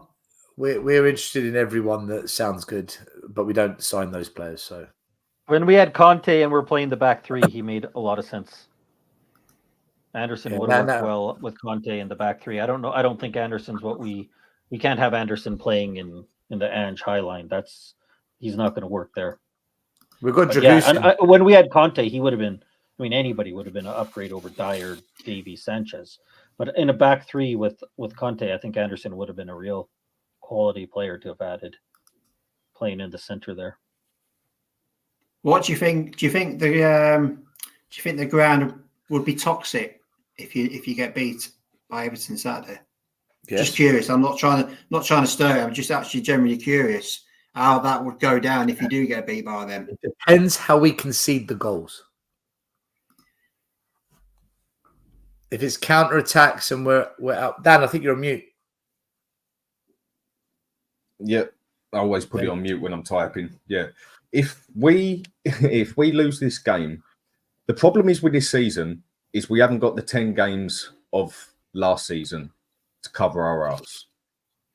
I mean, we are looking seriously, if we want to be serious about this, out of the next 6 games, there's 2 games out of that we should be expected to win. Now, the Arsenal game, we all know, is a game on its day, same as any London derby. How you're playing or whatever goes out the window usually for those games, and it is a game on the day. I know you can say any game is on the day, but especially a London derby. If you're playing significantly that poor, for some reason, you can always up it on a London derby. West Ham always do it with us, without fail. And there's a chance out of this, we could end up, honestly, with about 2 points out of the first 6 or 8 games. And if that happens, the shit will hit the fan in a big way. And then Ange is game over, basically. Not only that, but then European football starts as well, which puts double the pressure on our squad rotation and puts double the pressure on us and the Carabao Cup starts. So suddenly you're looking a little bit wobbly in the league, the one that we're going to challenge for, and the cups where fans really desperately want to win one. Now that comes into play. Suddenly, September, October looks very, very difficult for Spurs. I think Spurs have to win against Everton. I think they have to. Otherwise, I see this slowly unraveling. Not slowly, actually, quickly unraveling. I know what our fans are like. Our fans turn on managers so quickly. Well, the thing is, look what happened to, what was his manager? Juan de Ramos, right? When Harry Redknapp came. Was it? Oh no, so was it? Who was it? Joel, sorry. Was it 2 wins out of the first 8 games? Juan de Ramos. Was it Ramos? Yeah, right. There you go. So we're in danger of having a similar scenario. Like certainly Newcastle, Arsenal. I can't see us getting a result with those guys. Who's after that? Who's the other big teams? Is it City? Brentford? Man U. That's it. Yeah. Brentford. Yeah, we might get something from Brentford, but it's not looking good, really, is it? So if we go by how Levy reacts, if we're down there after 5, 6, 7 games, they're going to be saying to Ange, if you don't win, you're gone. The thing is, I hope you guys are right. I do not have the faith in our fans. The excuses that we see for Ange is unreal. So I hope you're right, but I fear that we're going to hear so many excuses about how tough it is and just give it time. So I hope you're right, but I don't have the faith. I have totally lost faith in our fans. I am. And when they do give the excuse, I'm going to say, well, you took the piss out of Arteta when he first came to Arsenal and he wasn't doing well. It's weird, the Arteta, because you hear the same fans that say how crap Arteta is are the same ones. Well, Arteta got time, so Ange needs time. Arteta seems to be rated a little bit different by depending on what argument some of those fans want to make. Yeah, true. I've predicted that we were going to beat Leicester 3-1. I said, look, they've just come up. They've got Winks in midfield. They're signing players like Skip. They're not the same Leicester that we know of the past. Cooper, he's not a rubbish manager, but he's not that guy. Spurs, we'll concede. I said we'll concede because we always concede. We don't know how to defend, but we've got enough to win this game. I see 3-1 Spurs, and all will be well. But that second half, my God, man. My God. No, Wayne, no disrespect to your club, mate. But that's how we are against you guys who've just come up, right? That's how Spurs play. Honestly, if Sean Dyche does his homework, he will shithouse this game and be so ready for set pieces, and they will sting us. Everton will sting us. I think we will beat Everton, though. I do think we will beat them. But this is how I feel against Leicester. So I'm going into this game confident we'll win. But if we don't, I won't be shocked. That's kind of how I feel about it. It's more confident we can win, isn't it? And on the positive side of the other game, I mean, Maddison looked like he's come out his closet. That's one of the other things that look good. Like we said on the other, he's bound to come out sooner or later. And apart from that, I am not going into this Everton game with any confidence whatsoever, except that Maddison's come out. And apart from that, Dan, so you got Maddison coming out of his closet. You don't know what gender the players are. Is there anything else you want to share with us about Spurs? Well, it's like Maz was saying in the last one, isn't it? Like, he's going to come out with something sooner or later. And I said to him, like, probably out his closet. And it looked like he did. He had a big smile on his face and he was playing quite happily. So he must have come out of it. Maddison actually looked quite good against he did. I don't know why we took him off.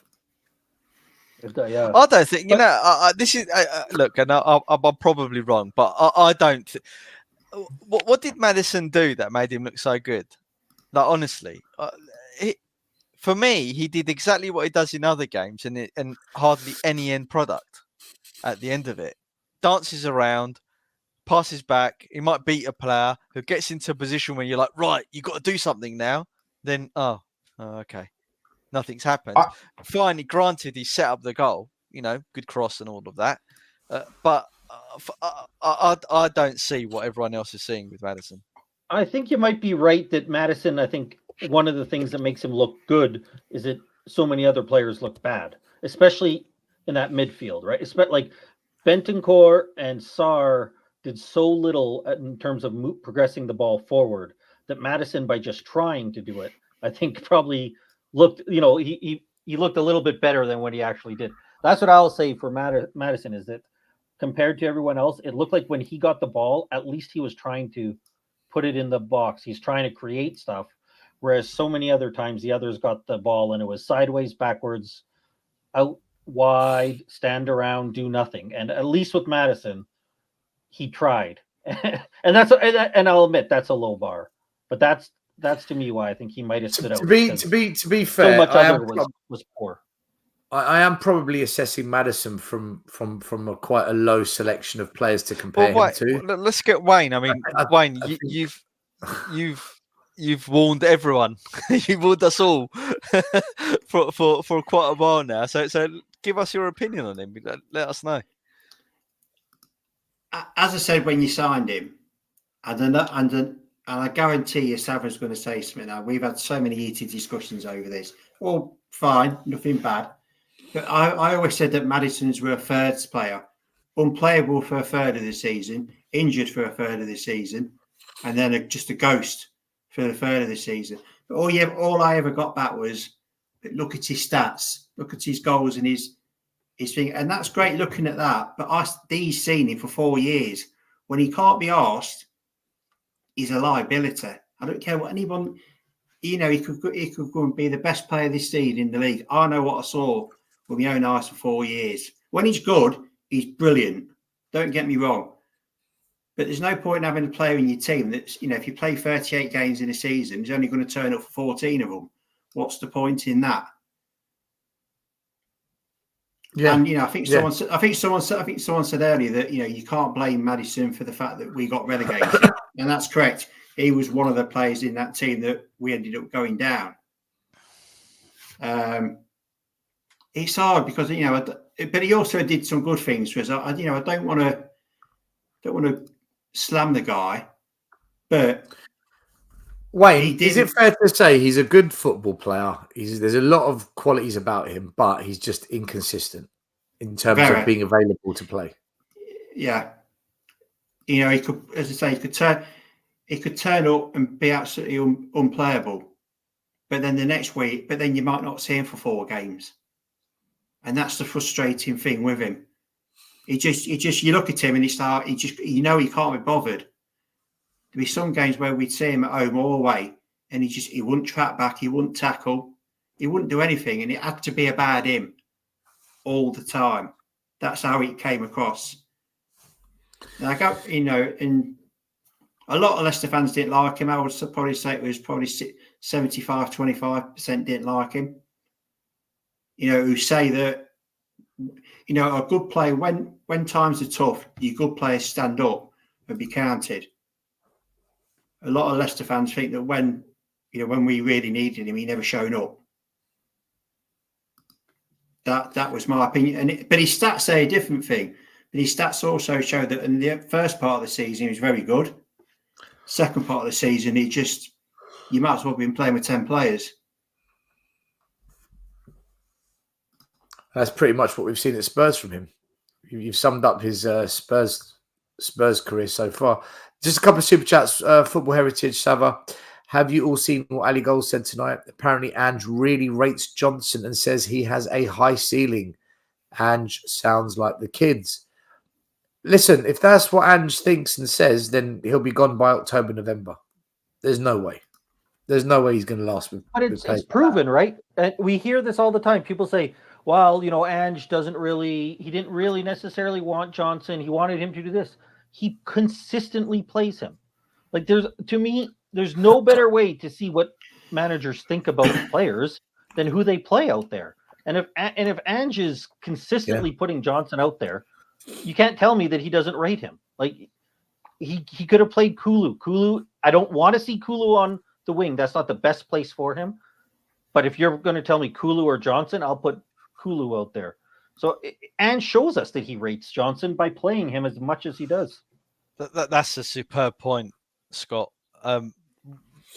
This reminds me of when Jose Mourinho was chopping and changing the back line and a lot of the team selection when things weren't going well. That to me showed a manager that was trying to find solutions to the problems he was having. Ange is oblivious. He's just sticking to what he knows.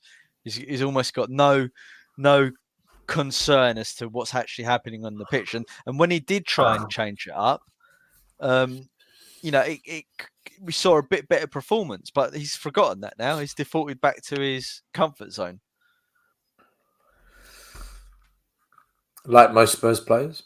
Dietrich Kane, thank you for your super chat. If I see the same 11 with Sarr and Basuma in the middle and Beetlejuice on the wing, Johnson.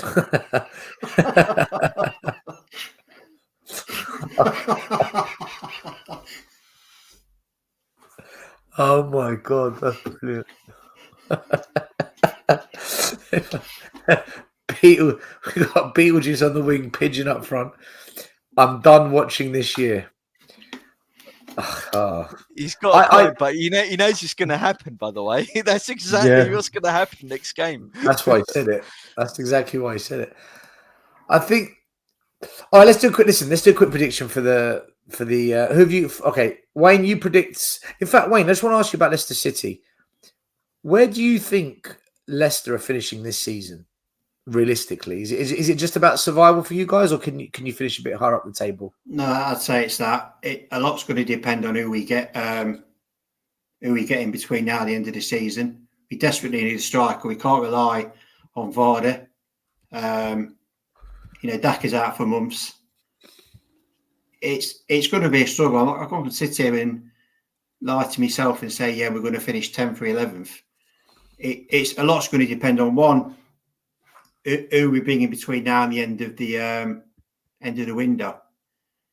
But but as a fan, and it's going to sound bizarre, as long as the players try, I've got no problem with us losing. But it's the manner in which we get beat. If we go out and absolutely try, and play for the badge, if we got beat every week, it's going to sound bizarre. But if we tried, left everything out there, us as a fan base will always accept that. Simple as that. Are you better than the other teams that have been promoted? If you go by last season, then we are. But I think Ipswich have made some really good signings. I think a player you really want to watch out for is Smodics, who they signed from Blackburn. He's very good. I would have took him at Leicester. There is some really good players in the chat. There's a player I really want from Middlesbrough. His name is Aidan Ackner. He's a number 6 in it, and I cannot believe that no one signed him. If we got him, then I'd really fancy his chances because I think he's that good. But I'd take 17th now. Absolutely snap, but it's going to be hard. I'm not going to sit here and say it's not. It's going to be very hard. I think his own form is going to be really important. There's going to be a lot of free hits. When we play the teams that are challenging for the top 4 or going for the title, they're going to be free hits for us. It's not going to be. We're not going to stay up on how we go against them teams. It's going to be how we're going against teams that are in the bottom 10. That I don't want to sort of name any. Southampton, Ipswich, Brentford, Fulham, Palace, them sort of teams. Forest. It's how we go against them. That's going to define our season. That's the only way I can look at it. Do you think you'll stay up? I'd like to think so. Yeah. I think you've got enough about you.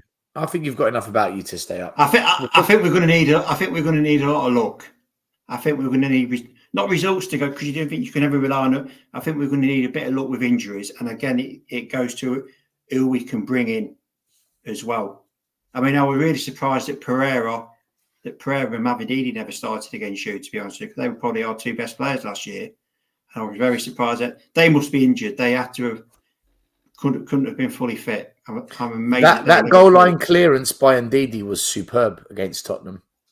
That goal line clearance that he did was superb. He's another frustrating player. He can be absolutely brilliant on his day, but then some days he can't pass it 5 yards. But then he goes and does things like that last night. So we're going to need some luck. I'm not going to sit here and say that we're going to finish 10th. I'd be lying to myself. But it's just going to be things are going to have to go through us. But I think to stay up, I think you need a bit of luck. Injuries are going to be a big thing, and we've also got that points deduction hanging us over there. Now, if we broke the rules, which we did, then we should be punished.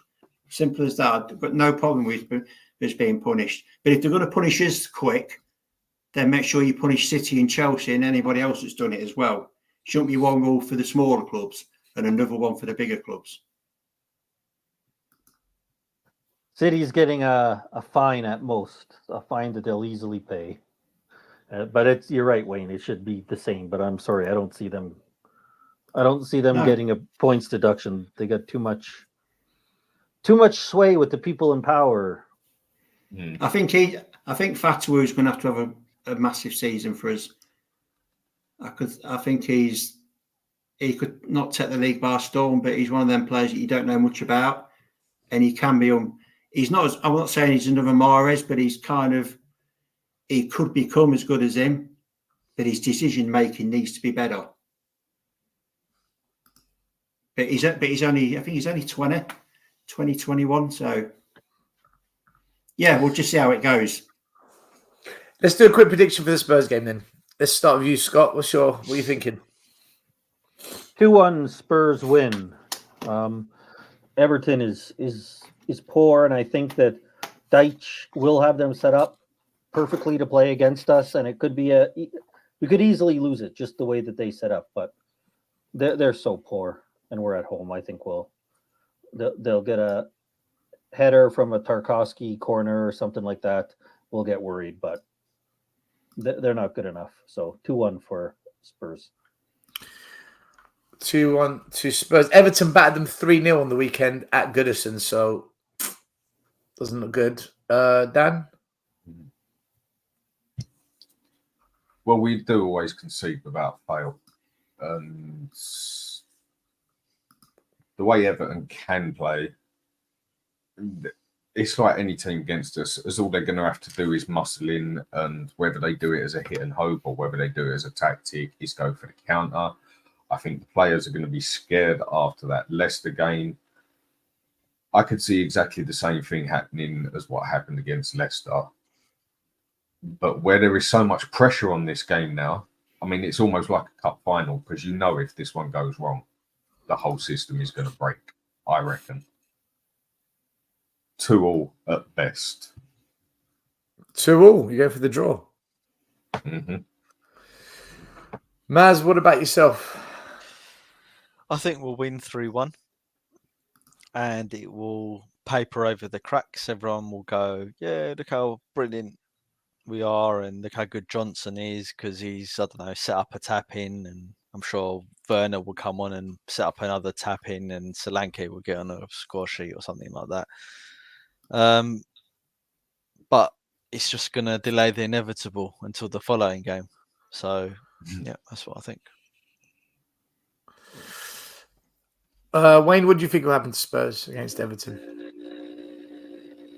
I think the first goal will be so important, whoever scores first in that game. I think you'll win 2-1. I can't see you losing. I think you'll win 2-1. Do you know what? I'm torn between a 1-1 draw and a 3-0 Spurs win. I'm going to be deluded. I'm going 3-0 Spurs. I'm going to be full on deluded here. 3-0. You think we're going to keep a clean sheet? Come on. You know what? I'm going to hold you to that one when I go down the bookies. Yeah, that's a good point. 3-1, sorry. 3-1, there's no clean sheet. Yeah, you're right. 3-1. And this is exactly what I said about Leicester. You know that? I said the same thing. So put money on 1-1, Dan. Put money on everybody loves 1-1 all. I said with Leicester from day 2-2, and then Sava come out with some of the stats on like how their striker, they haven't got one. A lot of players are missing. I said, you know what? You've made some solid points. I'm going to go 2-1 Spurs because we will concede. And yeah, it did end up a drawing. I mean, Vardy weren't even meant to be bloody playing, was he? And then all of a sudden he's not played all pre-season. Yeah, somebody said that he was hurt, but he went and asked to play because they didn't have anybody else. I don't know how true that is. He went and just said, I'm not comfortable. You say, I'm not comfortable. We've got no striker. I can give you 65, 70 minutes, which is what he did. I think Alex Ferguson put it best at the way every manager must look at Tottenham now. He must look at his players, shrug his shoulders and say, it's Spurs. It's Tottenham. Do you know what's interesting? I don't even have to tell you what to do. It's Spurs. Everyone, yeah, exactly. Well, O'Neill's put out a new, modern, updated blueprint about Spurs, so it seems every manager just knows what to do when it's Spurs. What's interesting, right, in the chat, is such a mixed bag. You've got a third of them saying a draw, 1-1, 2-2. The other half are saying 2-1 Spurs, 4-2 Spurs, 3-1 Spurs. And then the other third, sorry, not half, the other third, Spurs are going to lose 2-1, 2-0, 1-0. There's no consistent feeling of what Spurs are going to do here. And this sums it up, doesn't it? It's like our games. It's end to end, wide open, Wild West. You're seeing the same with the predictions, because normally when I say what do you think the score is going to be, most fans tend to have a pattern. You think, okay, that's how most fans feel. You're going from 1-1 to 3-3 to 4-2 Spurs, 2-1 Everton, 2-1 Spurs, another draw, 2-1 Everton, 3-0 win, 1-0 win, 2-1 Everton, 3-2 Everton. There's no, it's like this. Dan, do you know what? I wouldn't put money on it. I wouldn't bet. It's impossible to predict this. God, mate, I think you've got more chance I think- of getting the bloody Euros right. I think with the predictions. Sorry, Dan. I think with the predictions, it's going to depend on what channel you're on. I think if you go on other channels that are very positive, I think you're going to see all Tottenham win. You're going to see 3-0s and 4-1s and 5-1s and stuff like that. Wayne, you say that right, but this is the one thing where it's very mixed what people think about results. Okay, even on our channel, I think last season when we who were we playing? I think it was Sheffield United, for example, coming to Spurs. Everyone said 5-0, 4-0, 3-1. It's just unanimous we're going to beat Sheffield United, and we just about did it, last minute winner. So there are times when all fans are like, yeah, we'll beat them, even if we don't think like positive about the players and the manager at the time. This says to me, no one can predict it. Like deep down in your heart, do you honestly believe you're going to predict this result right? Does anyone here truly believe, yeah, this is exactly what's going to happen? I've said 3-1, but I wouldn't be surprised if it was 1-1 or 2-1. Well, I can give you something to go to the bookies with, that we will concede. There you go. Yeah, that's probably the safest bet. Yeah, but no one's put a 0. There was only 1-0 in the predictions. So, okay, guys, listen, we're going to wrap it up. We've been going for 2.5 hours. I'm jet lagged. I need to get some sleep as well. Dan, when are you next on, bro?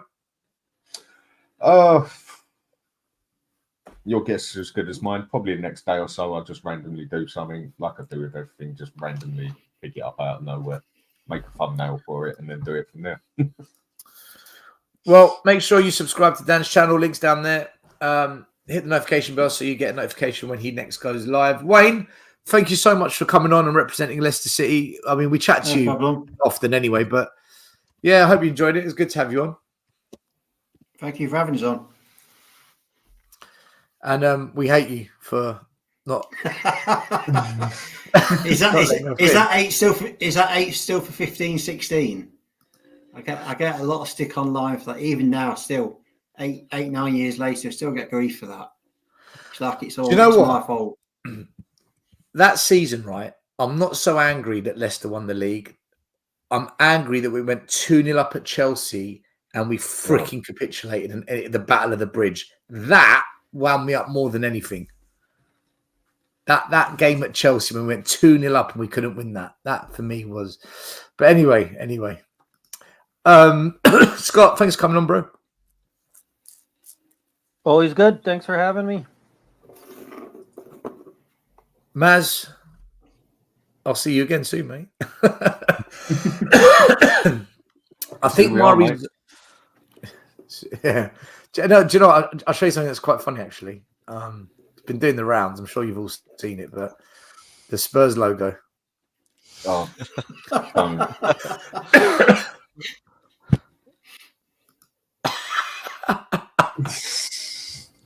Matt, we've got to make sure that fraud Matt comes on after September 1st. He's got something explaining to do. Right, he's either coming on he's either coming on the 1st of September or whenever the next show is in September, or I'm blocking him on WhatsApp.